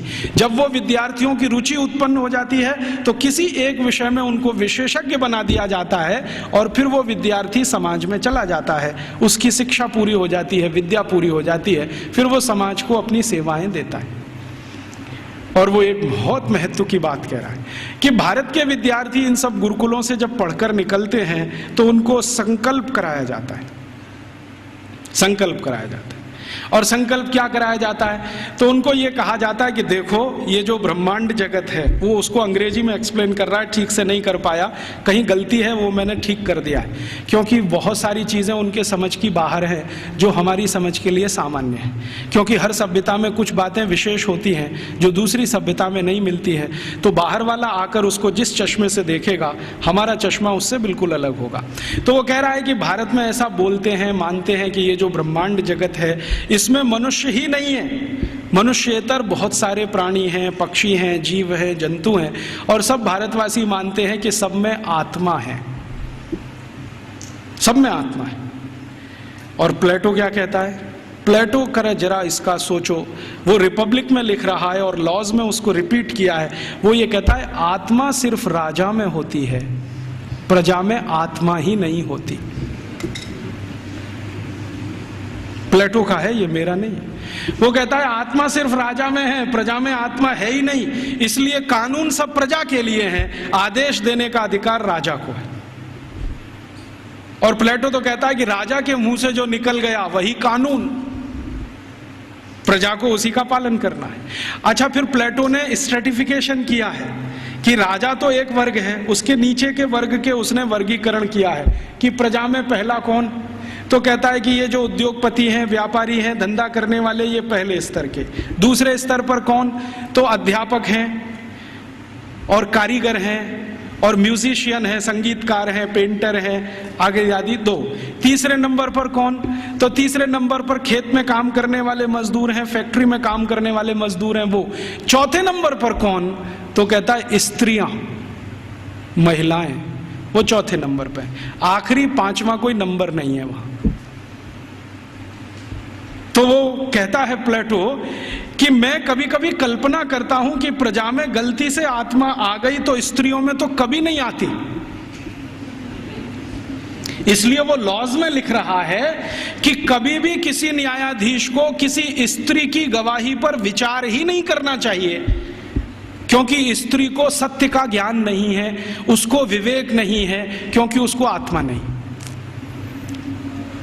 तो आप जानते हैं ये जो मॉडर्न जस्टिस माने जुडिशियल सिस्टम निकला, जिसमें से आईपीसी, सीआरपीसी और सीपीसी आया और हमने बिना सोचे समझे उसको अपने देश में अपनाया, इस जुडिशियल सिस्टम में 1950 तक किसी महिला की गवाही को माना ही नहीं जाता था। यूरोप में अदालत में चलने वाले किसी भी मुकदमे में किसी महिला की गवाही नहीं मानी जाती थी। तो क्या हुआ, फिर यूरोप में एक बगावत हुई जिसको वीमेन्स लिव कहा जाता है, स्त्री मुक्ति, और इसका नेतृत्व किया एक फ्रांसीसी लेखिका ने, उसका नाम था सिमोन द बोउआर।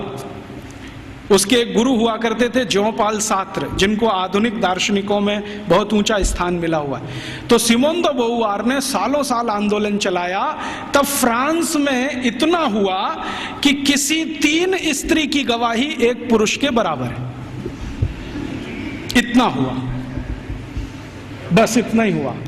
और उसके बाद सिमोन द बोउआर मर गई और वो कहती थी कि मैं इतना ही करा पाई, यही मेरे लिए बहुत है कि कम से कम अदालत ने 3 महिलाओं की गवाही एक पुरुष के बराबर तो मानी।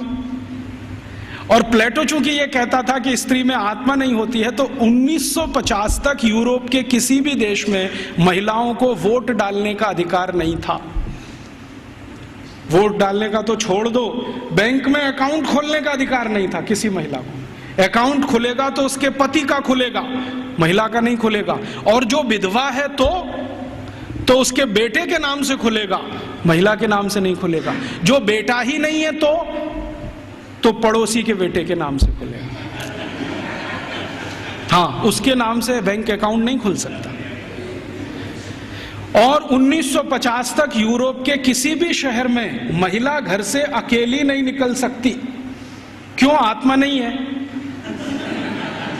तो पता नहीं कहां जाएगी।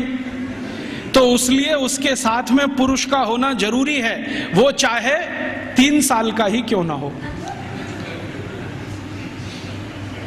और प्लेटो ने लिख दिया ना स्त्री में आत्मा नहीं होती, तो सारे यूरोपियन दार्शनिकों ने कहा है कि स्त्री तो मेज कुर्सी जैसी होती है, जब तक इस्तेमाल करो अच्छी लगती है, नहीं लगती बाहर फेंक दो, दूसरी ले आओ।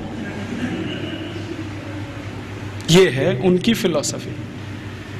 तो मैकॉले ये सब वर्णन कर रहा है कि हम तो सोच ही नहीं सकते हैं हमारे यहाँ महिलाएं गुरुकुल की आचार्य हो सकती है। वो कह रहा है भारत में आधे से ज्यादा गुरुकुलों की आचार्य महिलाएं, आधे से ज्यादा। और वो कह रहा है कि ये सिर्फ गुरुकुलों की नहीं, हायर स्टडीज सेंटर में भी यही है। तो उसको पूछा जा रहा है कि ये भारत में ऐसा कैसे हो गया, महिलाओं को इतनी शिक्षा मिल गई, इतनी ऊपर आ गई। तो वो कहते हैं भारत वाले बिल्कुल विचित्र हैं, ये कुछ और मानते हैं। हम मानते हैं कि स्त्री में आत्मा नहीं होती, भारत वाले कहते हैं कि स्त्री परमात्मा के सबसे नजदीक होती है, क्योंकि उसमें पुरुष से कुछ गुण ज्यादा होते हैं।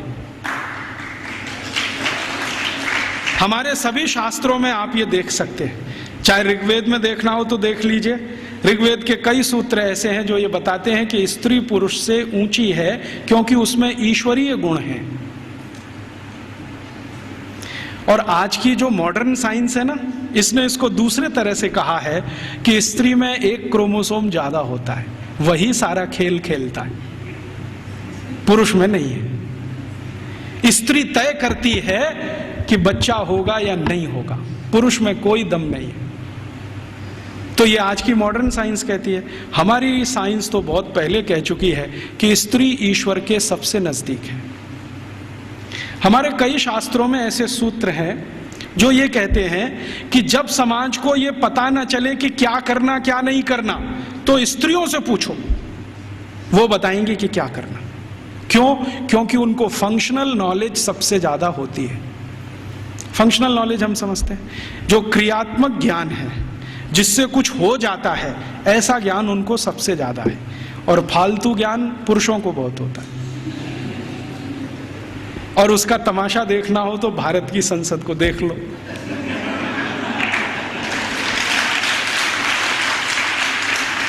देखा आपने संसद में जो पुरुष सांसद हैं वो मां बहन की गालियां देते हैं और स्त्री सांसदों को चुपचाप निकल जाना पड़ता है। भारत में पता है क्या मान्यता है? भारत में मान्यता ये है कि भाषा का विकास स्त्रियों ने ही किया है। भाषा का विकास स्त्रियों ने ही किया है, पुरुष की ताकत नहीं है भाषा का विकास करने। क्यों? क्योंकि भारतीय भाषाओं में, भारतीय भाषाएं पता है, संस्कृत, तमिल, तेलुगु, कन्नड़, मलयालम, बंगाली माने बंगला, आसामी, उड़िया, ये सब भारतीय भाषाएं। और हिंदी उर्दू मिलने से पहले, अभी तो हिंदी नहीं रही है, उसमें बहुत कुछ उर्दू घुस गई है, फारसी, पता नहीं क्या क्या घुस गया। तो हिंदी उर्दू मिलने से पहले और बाकी सब भारतीय भाषाएं, आपको मालूम है इनमें गालियां नहीं है, एक भी गाली नहीं है। और गाली नहीं है तो ये सिद्ध करता है कि ये भाषा स्त्रियों ने ही रची है। हाँ, क्योंकि स्त्रियों में कितना भी गुस्सा हो, गाली नहीं निकलती उनके मुंह से, क्योंकि ईश्वरीय गुण है उनमें कुछ।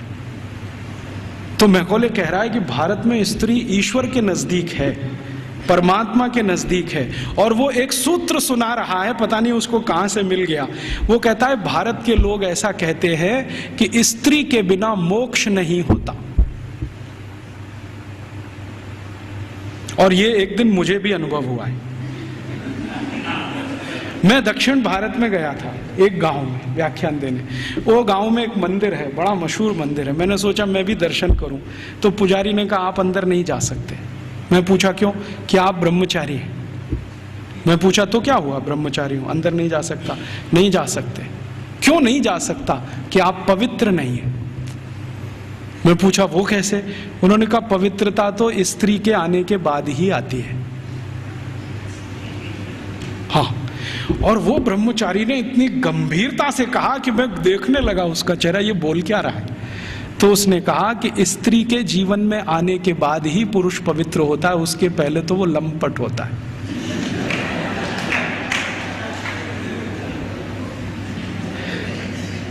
तो मंदिर में मुझे घुसने नहीं दिया उसने। और वो कहता आप तो क्या, हजारों साल से यहां कोई भी व्यक्ति बिना पत्नी के मंदिर में गया नहीं है। तो मैंने कहा ठीक है, फिर कभी हो तो सोचूंगा। तो मैं वापस चला आया। ये बात को मैकॉले बोल रहा है वहां कि भारतवासी बोलते हैं कि मोक्ष स्त्री के साथ ही होता है। और हमारे सभी ऋषि मुनि गृहस्थ थे, सदगृहस्थ थे, ब्रह्मचारी नहीं थे। मैंने जितने ऋषि मुनियों को आज तक पढ़ा है, सबको तो नहीं पढ़ा लेकिन जितने को पढ़ा है, सब गृहस्थ थे। इसलिए गृहस्थ आश्रम कोई ऊंची चीज है हमारे यहाँ। तो ये वो बोलता है कि जब ऊंची चीज आपके पास है तो उससे और ऊंची प्राप्त करने की ताकत है। जो ऊंची नहीं है तो ज्यादा ऊंची तो मिलेगी नहीं। तो भारत में तो स्त्री का ये हैसियत है कि वो अगर नहीं है तो परिवार नहीं है, समाज नहीं है, संस्कार नहीं है, भाषा नहीं है, ज्ञान नहीं है। इसलिए भारत में स्त्रियां तो बहुत ऊंची हैं। फिर वो कहता है कि हमारे यहाँ इंग्लैंड में तो गांव-गांव में स्त्रियों को मारते पीटते हैं, जला भी दे देते हैं। आपको मालूम है यूरोप में 2500 साल एक परंपरा चली है विच हंटिंग। बहुत किताबें लिखी गई हैं इस पर, बहुत लिखा। विच हंटिंग समझते? विच माने क्या कहना चाहिए हिंदी में? डायन, डायन, डायन कहते हैं ना, डायन को ढूंढना और उसको मारना, ये बहुत बड़ा खेल चलता था यूरोप के सभी देशों में, Germany, France, Sweden, Switzerland, Denmark, Norway, सब देशों में, और 2500 साल चलता था। गांव में ढूंढ ढूंढ के ऐसी महिलाओं को मारा जाता था जिनके पति की मृत्यु हो गई हो, तो मान लिया जाता था ये तो विच हो गई है और इसको हंट करना है, माने मार देना है। उनको जिंदा जलाना, कभी उनको जमीन में खड्डा खोद के गाड़ देना, बाल पकड़ के उनको खींच लेना, तरह तरह के अत्याचार उनके ऊपर होते थे। और किस देश में किस साल में कितनी महिलाओं को विच हंटिंग किया गया, इसके रिकॉर्ड्स आजकल मैं इकट्ठे कर रहा हूं। तो हमारे यहां जब सती प्रथा की कहानी चर्चित हुई ना विलियम बेंटिंक के द्वारा, उसी साल में इंग्लैंड में 2700 से ज्यादा महिलाओं को डायन कह के मार डाला गया, उसी साल में। अब हुआ क्या कहानी में कि विलियम बेंटिंक ने अपने देश में जो 2500 से ज्यादा महिलाओं को डायन मरवाया कह के, उसकी चर्चा तो की नहीं आज तक। एक किसी महिला को इस देश में डायन सिद्ध करके मरवा दिया, उसको इतना ग्लोरीफाई कर दिया कि भारत के सभी गांवों में यही होता है। और विलियम बेंटिंक को तो कुछ समझ भी नहीं थी, अकल भी नहीं थी।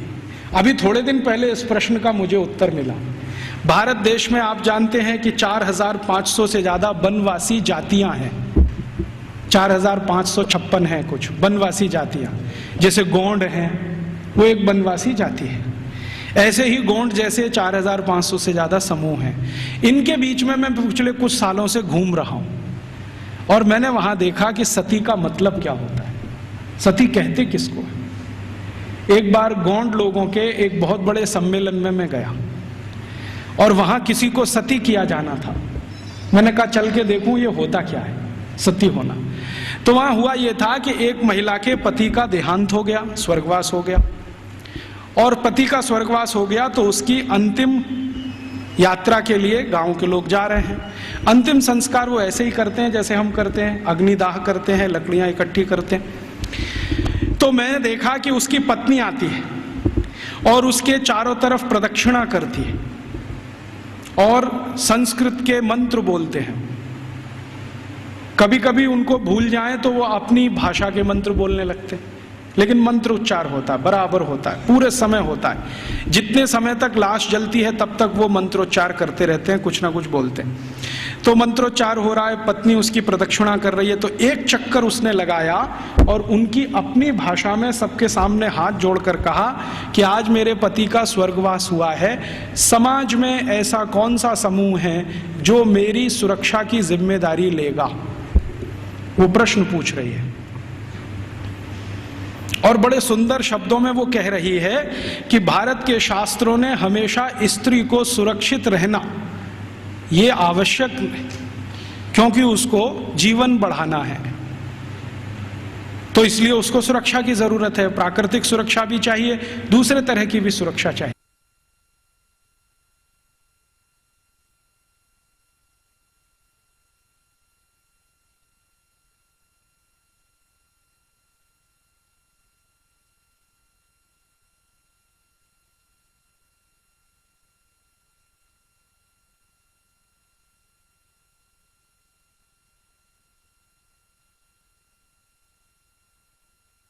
क्या मेरी बेटियां जिम्मेदारी लेंगी?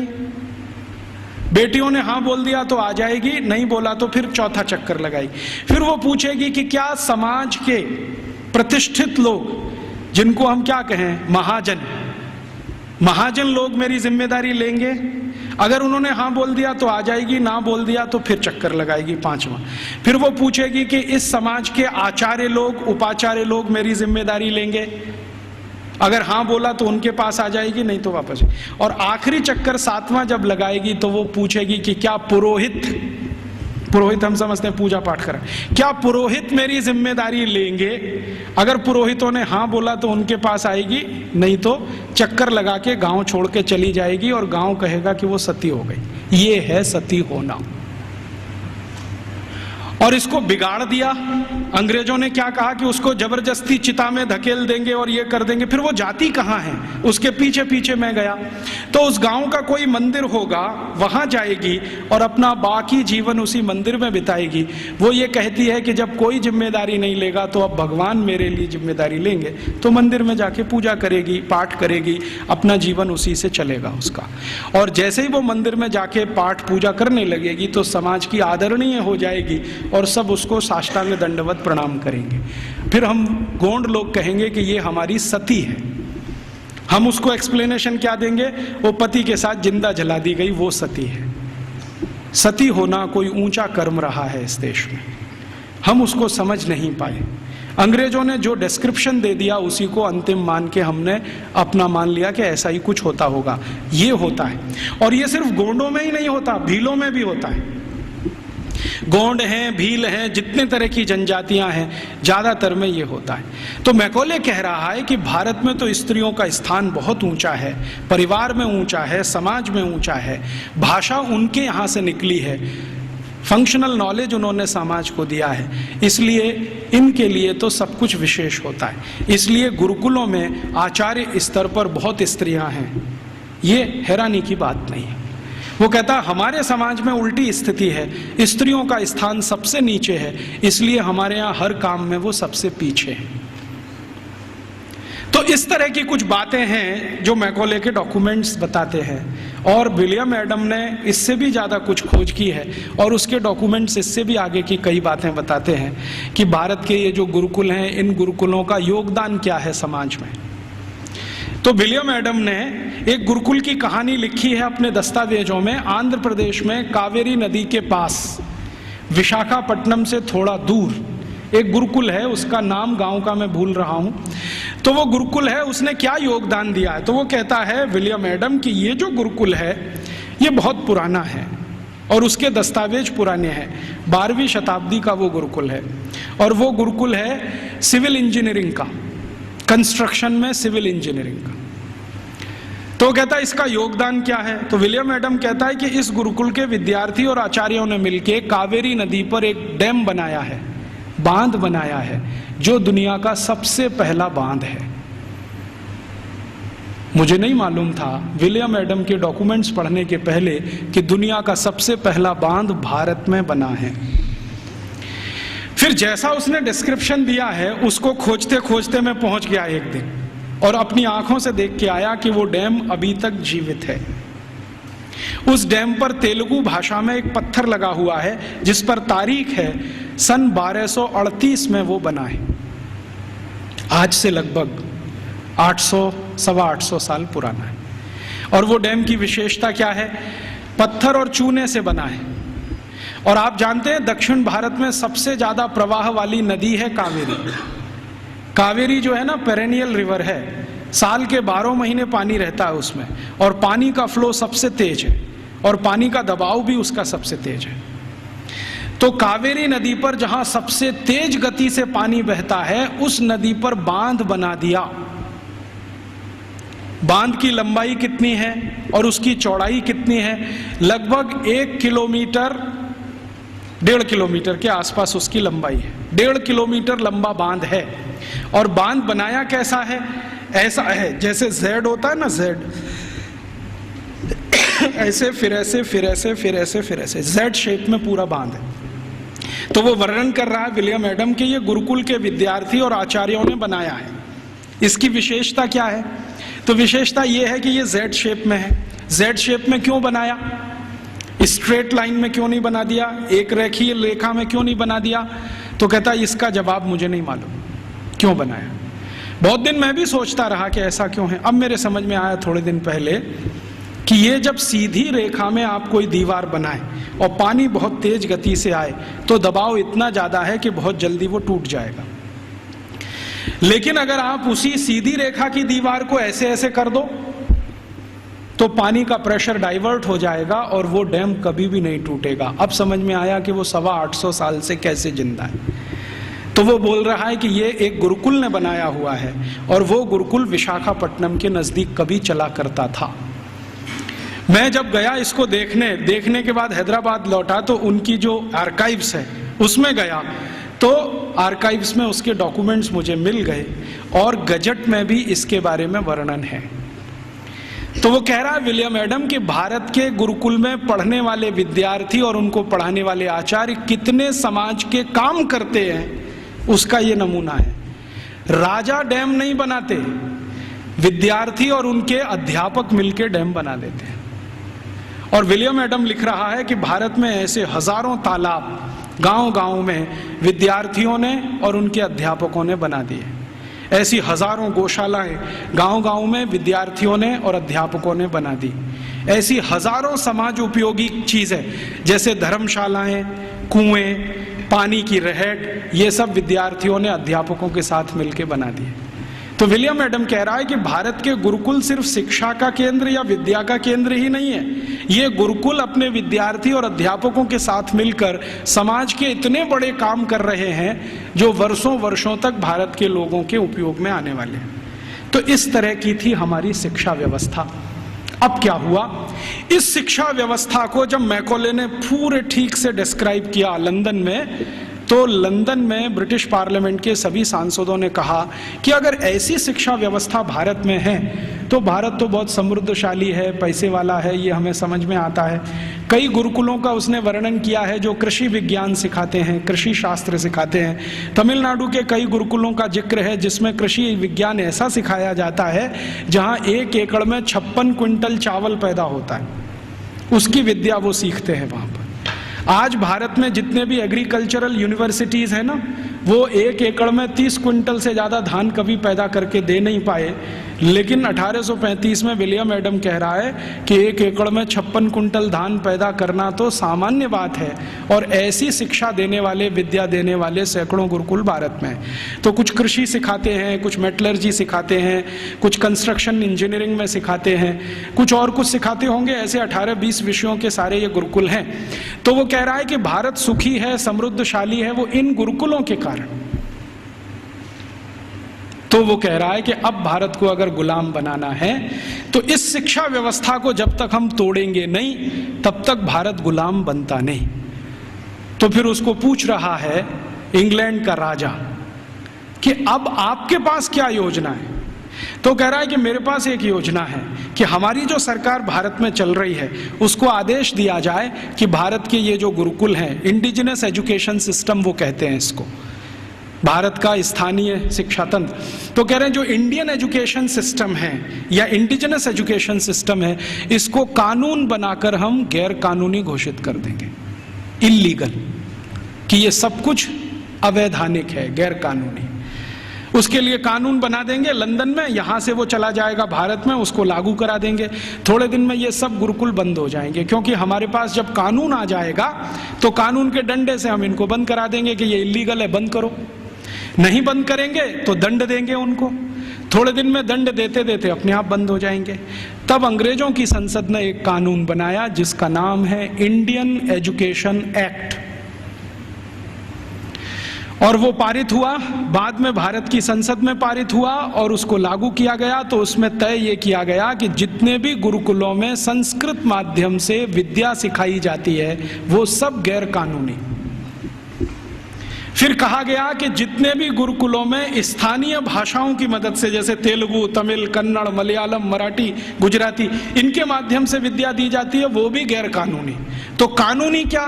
कानूनी वो जहां अंग्रेजी के माध्यम से शिक्षा दी जाती है, वो कानूनी।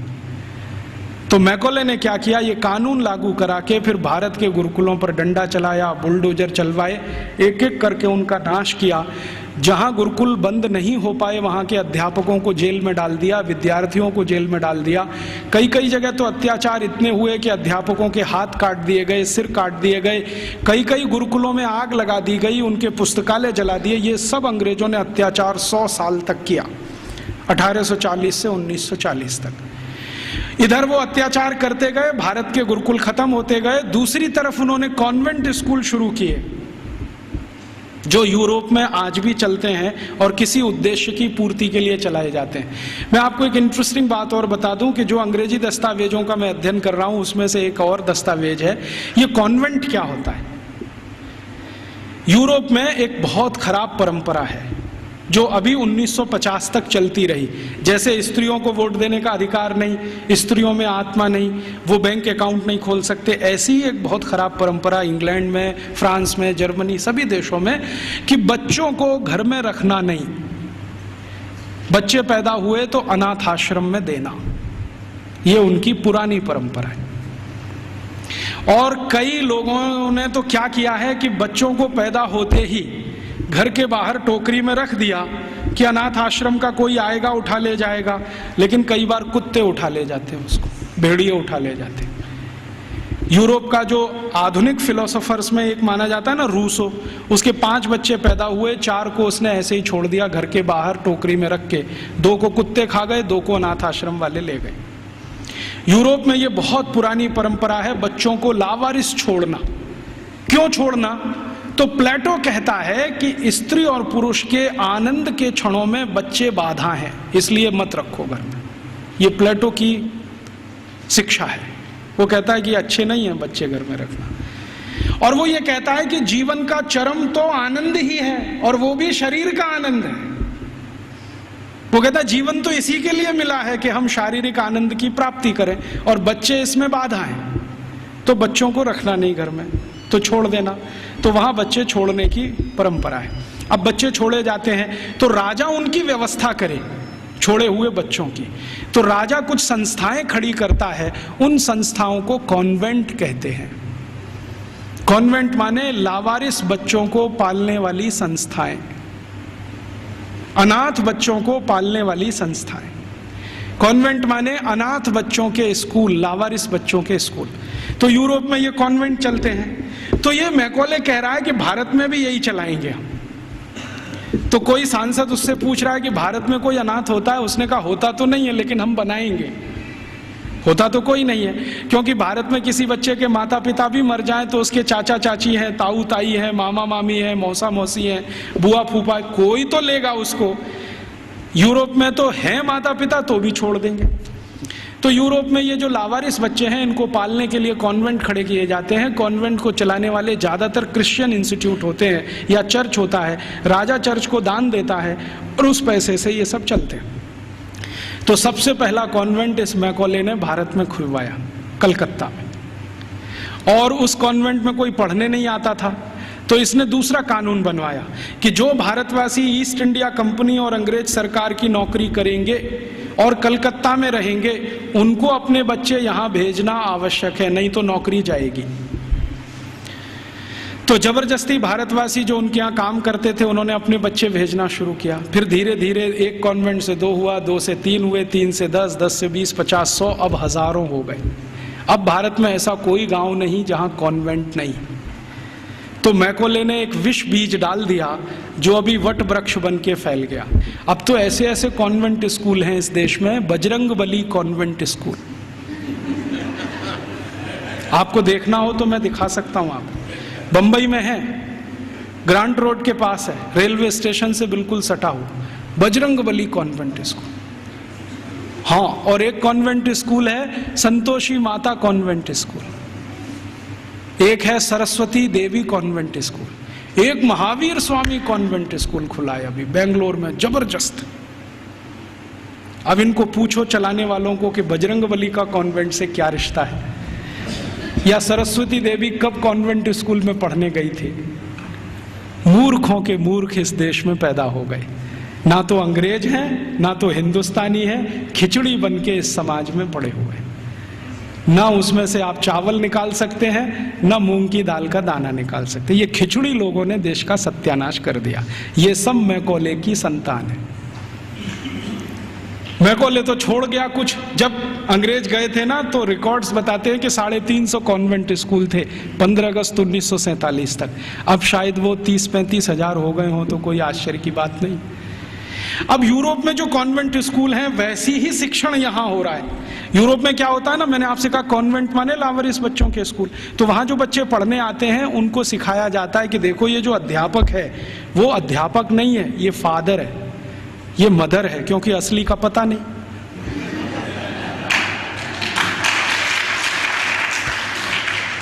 असली का तो कुछ पता नहीं, लावारिस है, किसका है बाप उसका और कौन है उसकी माँ। तो स्कूल में जो पढ़ाने वाले होते हैं ना टीचर, तो पुरुष है तो फादर, माने ओल्ड एज है तो फादर, और यंग एज है तो ब्रदर, और ओल्ड लेडी है कोई तो मदर, और यंग लेडी है तो सिस्टर। तो कॉन्वेंट में उनको बुलवाते हैं, ये फादर है, ये मदर है, ये ब्रदर है, ये सिस्टर है, क्योंकि असली नहीं है। अब हमने भारतवासियों ने बिना सोचे नकल कर लिया उसका। हमारे यहाँ तो घर में है असली, और कॉन्वेंट में जा रहा है बच्चा तो वहां हो गए नकली, और वहां उसको मदर फादर ही बोलना पड़ता है। अब भारतीय परंपरा में यह है कि किसी बच्चे की दो माताएं तो हो सकती हैं, बाप दो नहीं होते कभी। भगवान कृष्ण की दो माताएं थी, एक ने जन्म दिया, एक ने पाला। रामचंद्र जी मानते हैं कि मेरी तीन माँ हैं, एक ने जन्म दिया है, बाकी दो प्रेम दे रहे हैं। तो माताएं दो हो सकती हैं, तीन हो सकती हैं, बाप हमेशा एक ही होता है। अब हमारे कॉन्वेंट में पढ़ने वाले नौनिहालों के हर एक के दो दो बाप हैं। एक तो घर में है असली और दूसरे हैं वहां नकली। और मैं आपको अंग्रेजी की एक शब्द की व्याख्या करता हूं। अंग्रेजी में एक शब्द होता है जो गाली के रूप में इस्तेमाल किया जाता है, बास्टर्ड। बास्टर्ड वही होता है जिसके दो बाप होते हैं।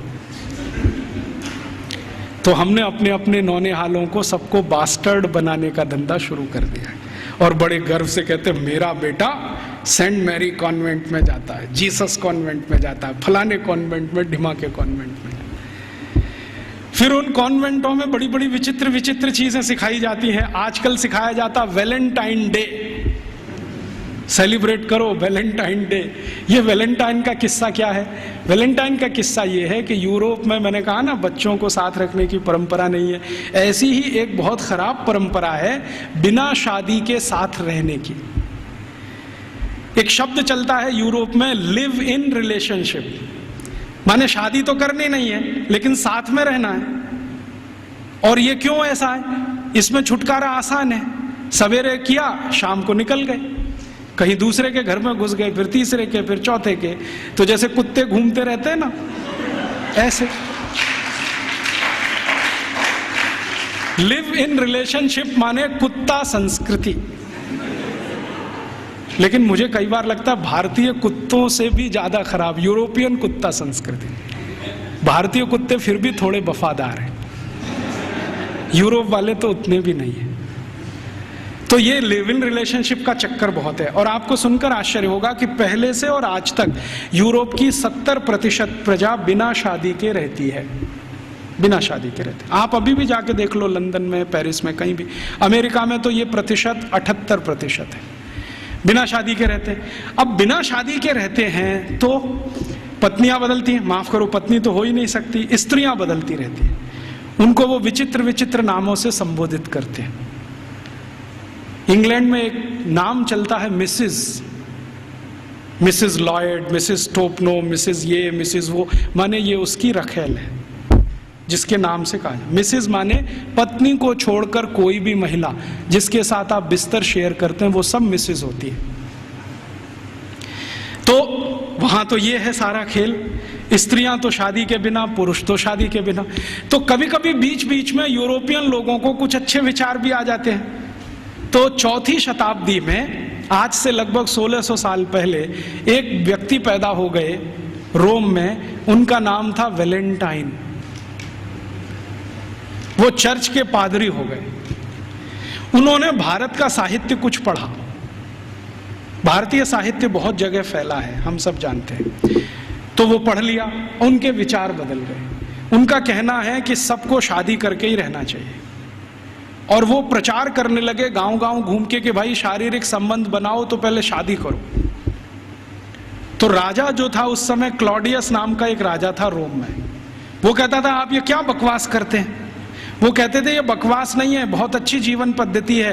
पूर्वी भारत में, पश्चिम भारत में, सब जगह यही चलती है। वहाँ के लोग बहुत अच्छे हैं, स्त्रियां बहुत अच्छी हैं, आप भी अगर इसमें आ जाओ तो बहुत अच्छा होगा, बीमारियां कम हो जाएंगी वगैरह वगैरह, समाज व्यवस्थित हो जाएगा। तो वो घूमते थे गांव गांव, प्रचार करते थे भाई शादी करो, शादी करो, शादी करो। और राजा जो होता था वो रोकता था कि शादी क्यों करना, हमारी तो परंपरा है बिना शादी के रहना। तो राजा और वैलेंटाइन का झगड़ा चलता था। तो वैलेंटाइन साहब क्या करते थे कि जो भी शादी करने को तैयार हुआ उसको अपने चर्च में बुलाते थे और उसकी शादी करते थे। ये सिलसिला उन्होंने 20-25 साल चलाया। अब वो राजा बहुत परेशान हो गया, तो एक दिन उसने वैलेंटाइन को फांसी पर लटकाने का आदेश दे दिया। तो 14 फरवरी सन 498 को वैलेंटाइन को फांसी पर लटका दिया गया। तो जिनकी उन्होंने शादियां कराई थी वो बहुत दुखी हो गए, तो उनकी याद में उन्होंने वैलेंटाइन डे मनाना शुरू कर दिया। तो ऐसे वैलेंटाइन डे आया। अब उनके कॉन्वेंट में वैलेंटाइन डे मनाते हैं, अब हमारे भी कॉन्वेंट में चालू हो गया वैलेंटाइन डे, वैलेंटाइन डे। यहाँ तो कोई समस्या नहीं है शादी करके रहने की, वहाँ तो शादियाँ ही नहीं होती हैं। अब हमारे स्कूलों में वैलेंटाइन डे मनाता है, तो बच्चे क्या करते हैं, ग्रीटिंग कार्ड खरीदते हैं, अपनी अम्मा को देते हैं would you be my Valentine, फिर बाप को भी दे देते हैं would you be my Valentine. इन मूर्खों को पता ही नहीं कि वैलेंटाइन थे कौन, इसका मतलब क्या है। अम्मा को पूछ रहे हैं would you be my Valentine. अभी थोड़े दिन पहले बंबई में मैं एक बुजुर्ग आदमी को मिला जिनकी 75 साल की उम्र है, उनके पास 18 ग्रीटिंग कार्ड आए वैलेंटाइन डे पर, और सब में एक ही बात would you be my Valentine.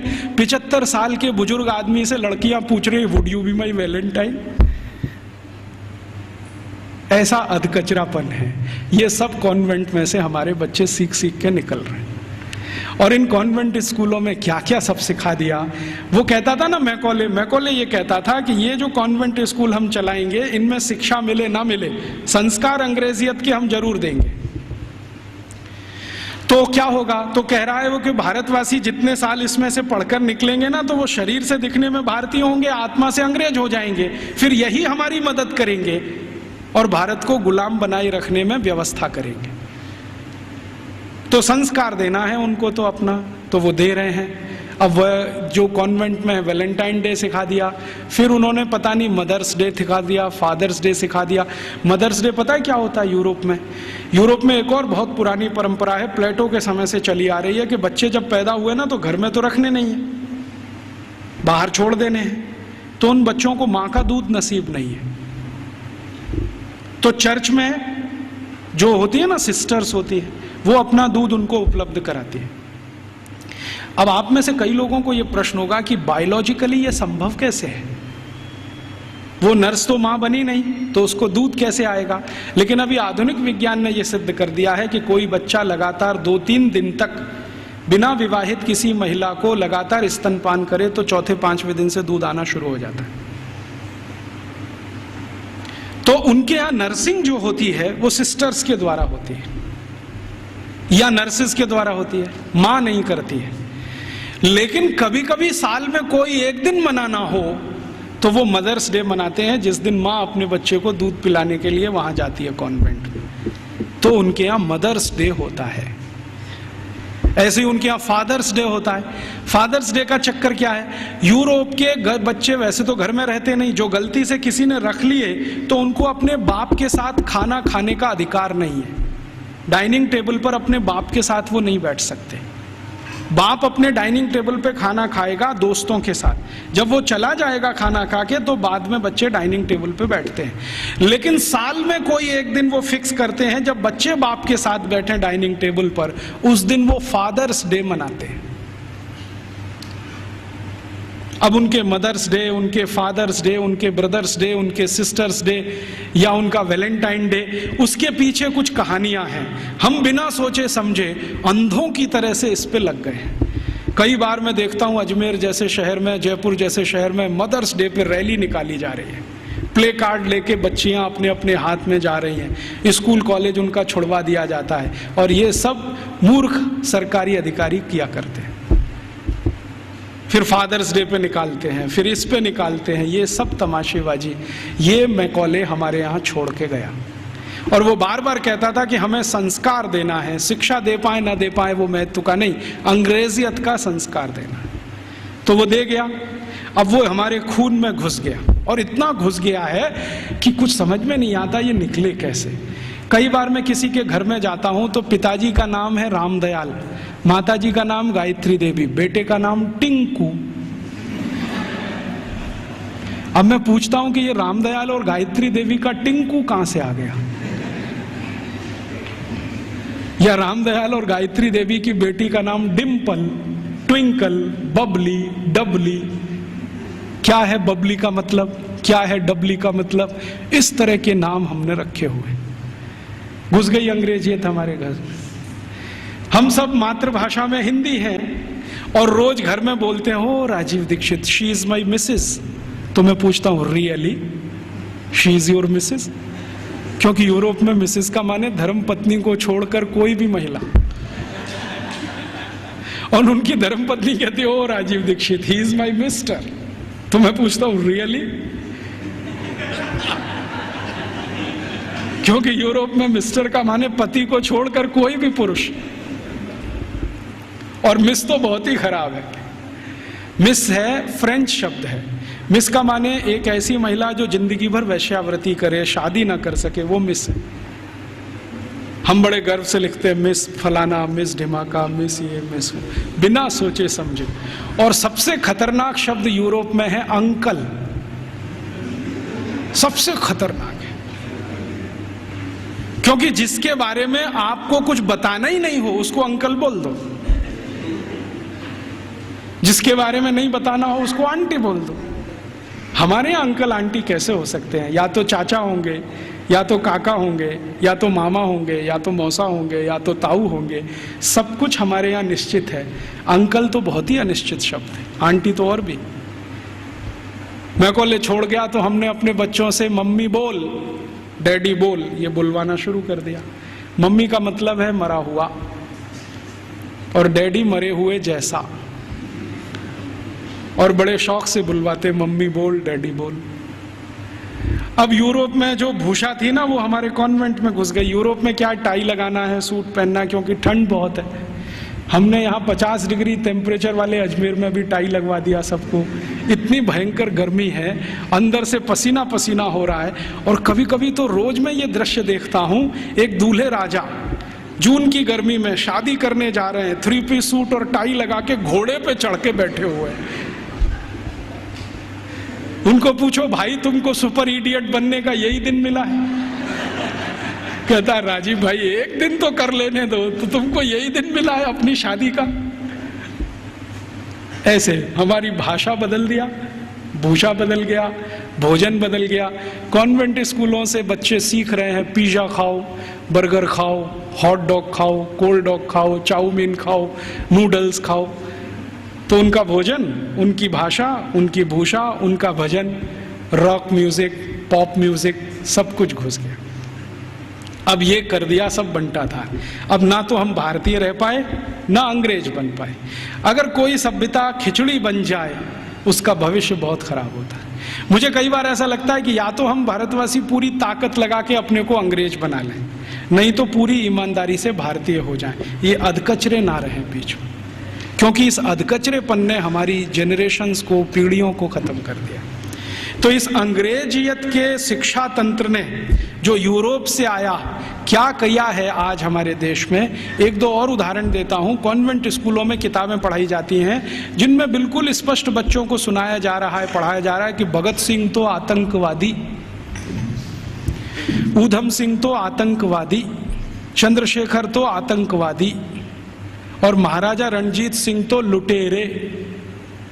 आप जानते हैं सिख समाज के बहुत प्रतिष्ठित धर्मगुरु महाराजा रणजीत सिंह, जिन्होंने न सिर्फ अंग्रेजों से लोहा लिया बल्कि मुसलमानों से भी इस देश को बचाया, उनको लुटेरा।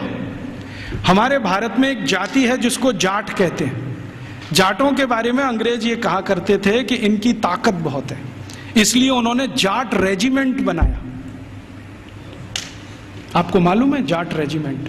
ऐसे ही जाटों के पैरेलल महाराष्ट्र में है मराठा, वो भी एक तरह से जाट ही हैं। तो मराठा रेजिमेंट बनाया, जाट रेजिमेंट बनाया, क्योंकि इनमें ताकत बहुत है। इनका जो डीएनए है ना, बहुत स्पेशल किस्म का है। लड़ना, लड़ाना, मारना, मरना, उनको इसमें मजा आता है। कभी भी अपनी जान की परवाह नहीं करेंगे, हाँ किसी के लिए भी जान दे देंगे, ऐसे लोग।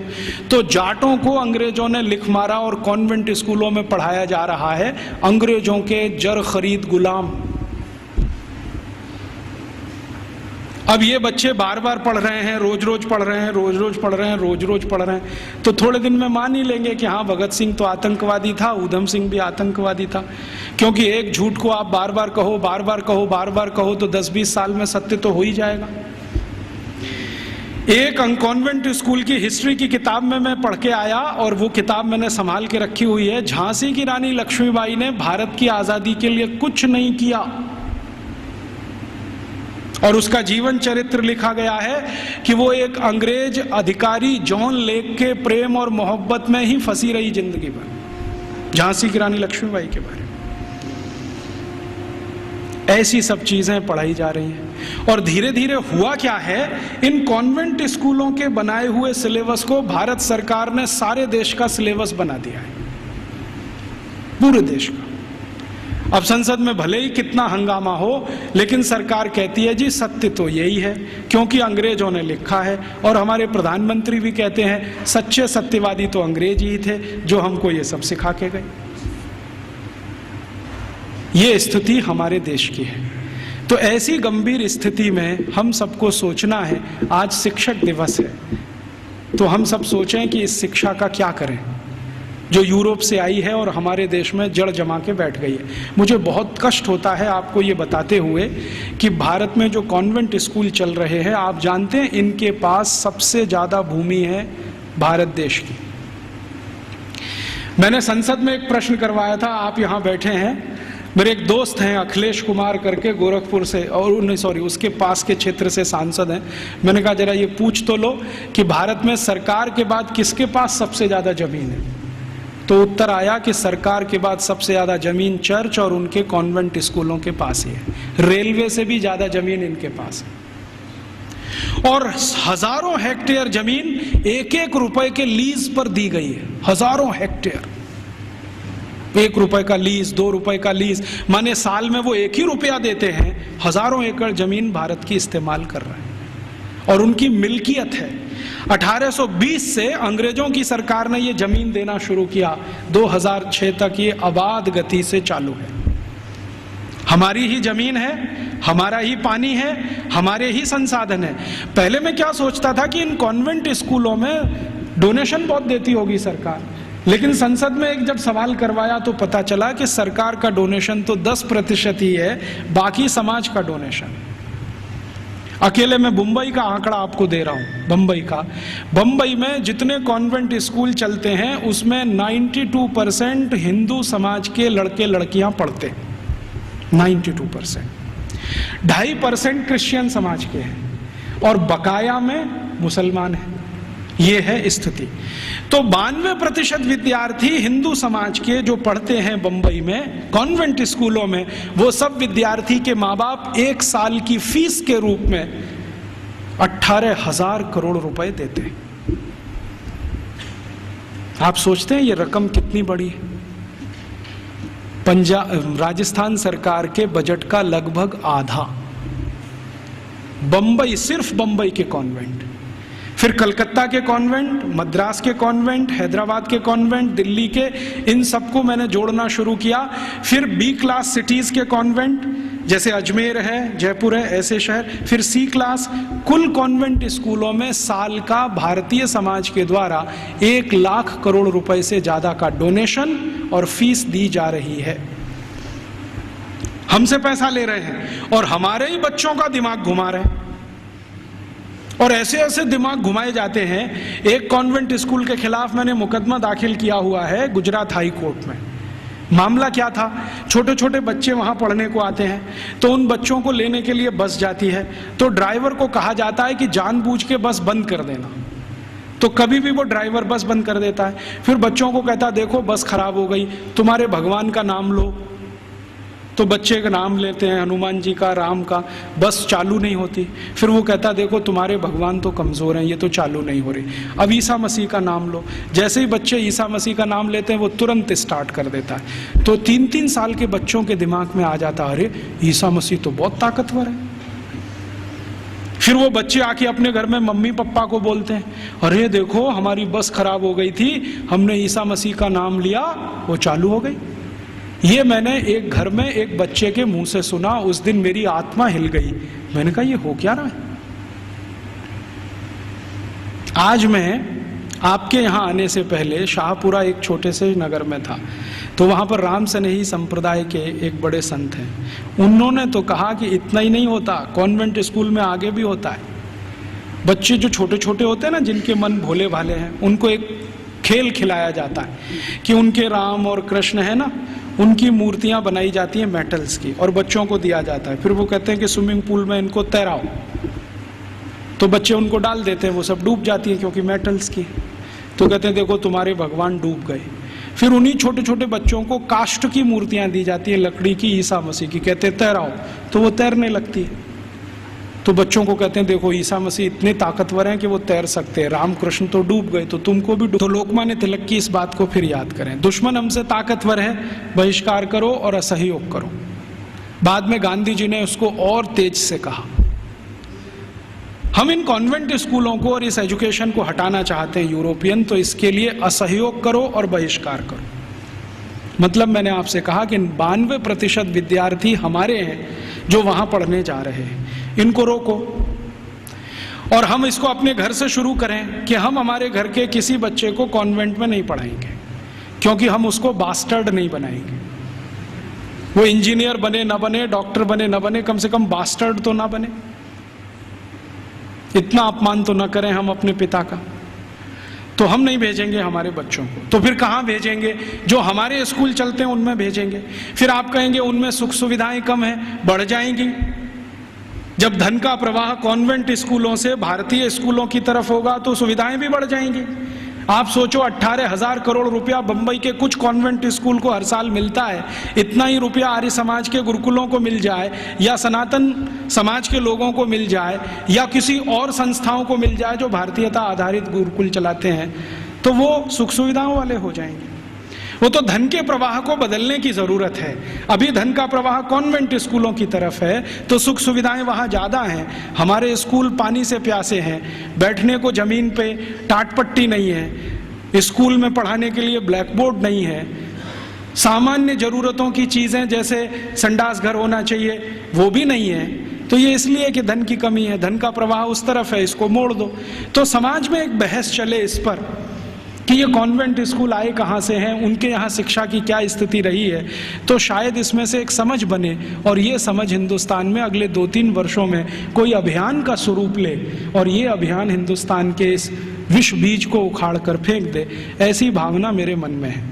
मैंने इसके लिए एक और प्रयास शुरू किया है। बहुत लोग जब कहते हैं कि राजीव भाई विकल्प दो, तो हमने खुद अपने इस आज़ादी बचाओ आंदोलन की तरफ से 6 गुरुकुल बनाना शुरू किया है और वो लगभग 1 साल में शुरू हो जाएगी। उन सभी गुरुकुलों को वैसे ही पढ़वाना है जैसे कभी 200 साल पहले था। वही 18 विषय हमने चुने हैं जो 200 साल पहले पढ़ाए जाते हैं। और हमारे गुरुकुलों की ये मान्यता रही है कि शिक्षा और विद्या सबके लिए, किसी एक के लिए नहीं। पैसा है या नहीं ये महत्व का नहीं है, शिक्षा और विद्या हर एक के लिए। वो जाति का है, धर्म का है, इससे मतलब नहीं। हमारे गुरुकुलों में सभी तरह के विद्यार्थी। आप तो जानते हैं कि भारतीय शास्त्र कहते हैं कि शिक्षा, विद्या और न्याय और चिकित्सा सबको निशुल्क उपलब्ध होनी चाहिए, बिना किसी भेदभाव के। तो हमने सोचा है कि कम से कम शिक्षा और विद्या तो निशुल्क उपलब्ध कराएं। तो हमारे गुरुकुलों में हम फीस नहीं लेंगे, ये संकल्प से हम शुरू कर रहे हैं। फिर ये चलेंगे कैसे? इनको चलाने के लिए विद्यार्थियों को हर दिन 2 घंटे श्रम दान करना पड़ेगा। या तो 2 घंटे वो चरखा चलाएं, या तो 2 घंटे खेत में काम करें, या तो 2 घंटे वो साबुन बनाएं, मंजन बनाएं, वॉशिंग पाउडर बनाएं। उनको हम बिकवाएंगे और उसके लिए मार्केटिंग नेटवर्क खड़ा कर रहे हैं पूरे देश में, स्वानंद बाजार के नाम से। इनमें ये वस्तुएं बिकेंगी, उससे आमदनी होगी और गुरुकुल उससे चलेंगे, फीस किसी को नहीं देनी पड़ेगी। और हमारा ये मानना है कि जो विद्यार्थी 14 साल पढ़कर निकल गया, कम से कम हर एक के पास 2.5 से 3 लाख रुपए होगा, जो उसके अपने श्रम की कमाई होगी। उससे वो अपना कोई व्यवसाय शुरू कर सकेगा, 2,000 रुपए की नौकरी के लिए नहीं भागेगा। और इन सारे गुरुकुलों को हम ज्ञान आधारित बना रहे हैं, डिग्री आधारित नहीं, क्योंकि ज्ञान ऊंचा होता है, डिग्री ऊंची नहीं होती कभी भी। अंग्रेजों ने हमको उल्टा फंसा दिया, ज्ञान आधारित हिंदुस्तान को डिग्री में फंसा दिया। अब हम किसी की भी परीक्षा लेते हैं तो भाई तुम्हारे पास डिग्री क्या है, डिग्री कोई महत्व की नहीं होती। चरक ऋषि की क्या डिग्री थी, सुश्रुत ऋषि की क्या डिग्री थी, सांख्य दर्शन की जिन्होंने पूरे दुनिया को बता दिया उनकी क्या डिग्रियां थी, खगोल शास्त्र में इतने बड़े बड़े रिसर्च हो गए। आज दुनिया कहती है कि प्लूटो ग्रह नहीं है, हिंदुस्तानियों ने तो 14वीं शताब्दी में कह दिया था कि प्लूटो ग्रह नहीं, अब दुनिया मानती है कि प्लूटो ग्रह नहीं। सूर्य की दूरी पृथ्वी से कितनी है ये आज बोलते हैं, 9वीं शताब्दी में तो हिंदुस्तानियों को मालूम था कि सूर्य और पृथ्वी की दूरी कितनी है। तो ये जितनी महान बातें करने वाले लोग, इनके पास किसी के पास डिग्री नहीं थी, ज्ञान था। ज्ञान ऊंचा होता है, डिग्री नहीं होती। तो हम वही ज्ञान आधारित शिक्षा और विद्या लाना चाहते हैं। अभी शुरू में हम शायद माइनॉरिटी में होंगे, लेकिन हर माइनॉरिटी समय में मेजॉरिटी हो जाती है। कौन जाने कल को ये अभियान चल पड़ा तो बहुत बड़ा हो जाएगा। शुरुआत तो 1-2 से ही होती है, बड़ा होते होते तो बहुत बड़ा सागर बन जाता है। भगत सिंह तो अकेला था, फांसी पे गया, उसके साथ सुखदेव राजगुरु अकेले थे। सबसे पहले तो मंगल पांडे अकेला था, क्योंकि उसकी छावनी में कोई मदद करने को तैयार नहीं। फिर देखो कि हजारों लाखों मंगल पांडे हुए।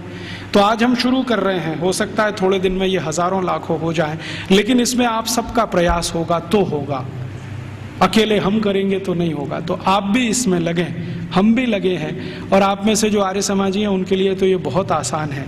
मैंने एक पाठ्यक्रम तैयार किया है, आर्य समाज के जितने गुरुकुल भारत में चलते हैं उनको हम वो दे सकते हैं। हमारा उस पर कोई कॉपीराइट नहीं है, सबको कॉपी करने का कंप्लीट राइट है, क्योंकि हम मानते नहीं कि ज्ञान पर किसी का विशेष अधिकार है। ज्ञान तो सबके लिए, मैंने कहीं से लिया, आपको दिया, आप किसी और को दे दीजिए। तो आर्य समाज के सभी गुरुकुलों को मैं दे सकता हूँ और दूसरे गुरुकुलों को दे सकता हूँ, वहाँ भी ये साथ साथ शुरू हो जाए, हम प्रयास करें, आप भी करें, तो हो सकता है 3-4 साल में इस देश की शिक्षा का ढांचा और दिशा दोनों बदल जाए। ऐसे अभीष्ट की कामना करके आपके पास आया, आपने बड़े ध्यान शांति से सुना, आपका आभारी हूँ। इन बातों को किसी और को भी सुनाएंगे तो और आभारी रहूँगा। कुछ बातें ऐसी मैंने कही हों जो आपको अच्छी न लगी हों तो उनको यहीं छोड़ कर जाइए, उसके लिए माफ़ी चाहता हूँ। धन्यवाद।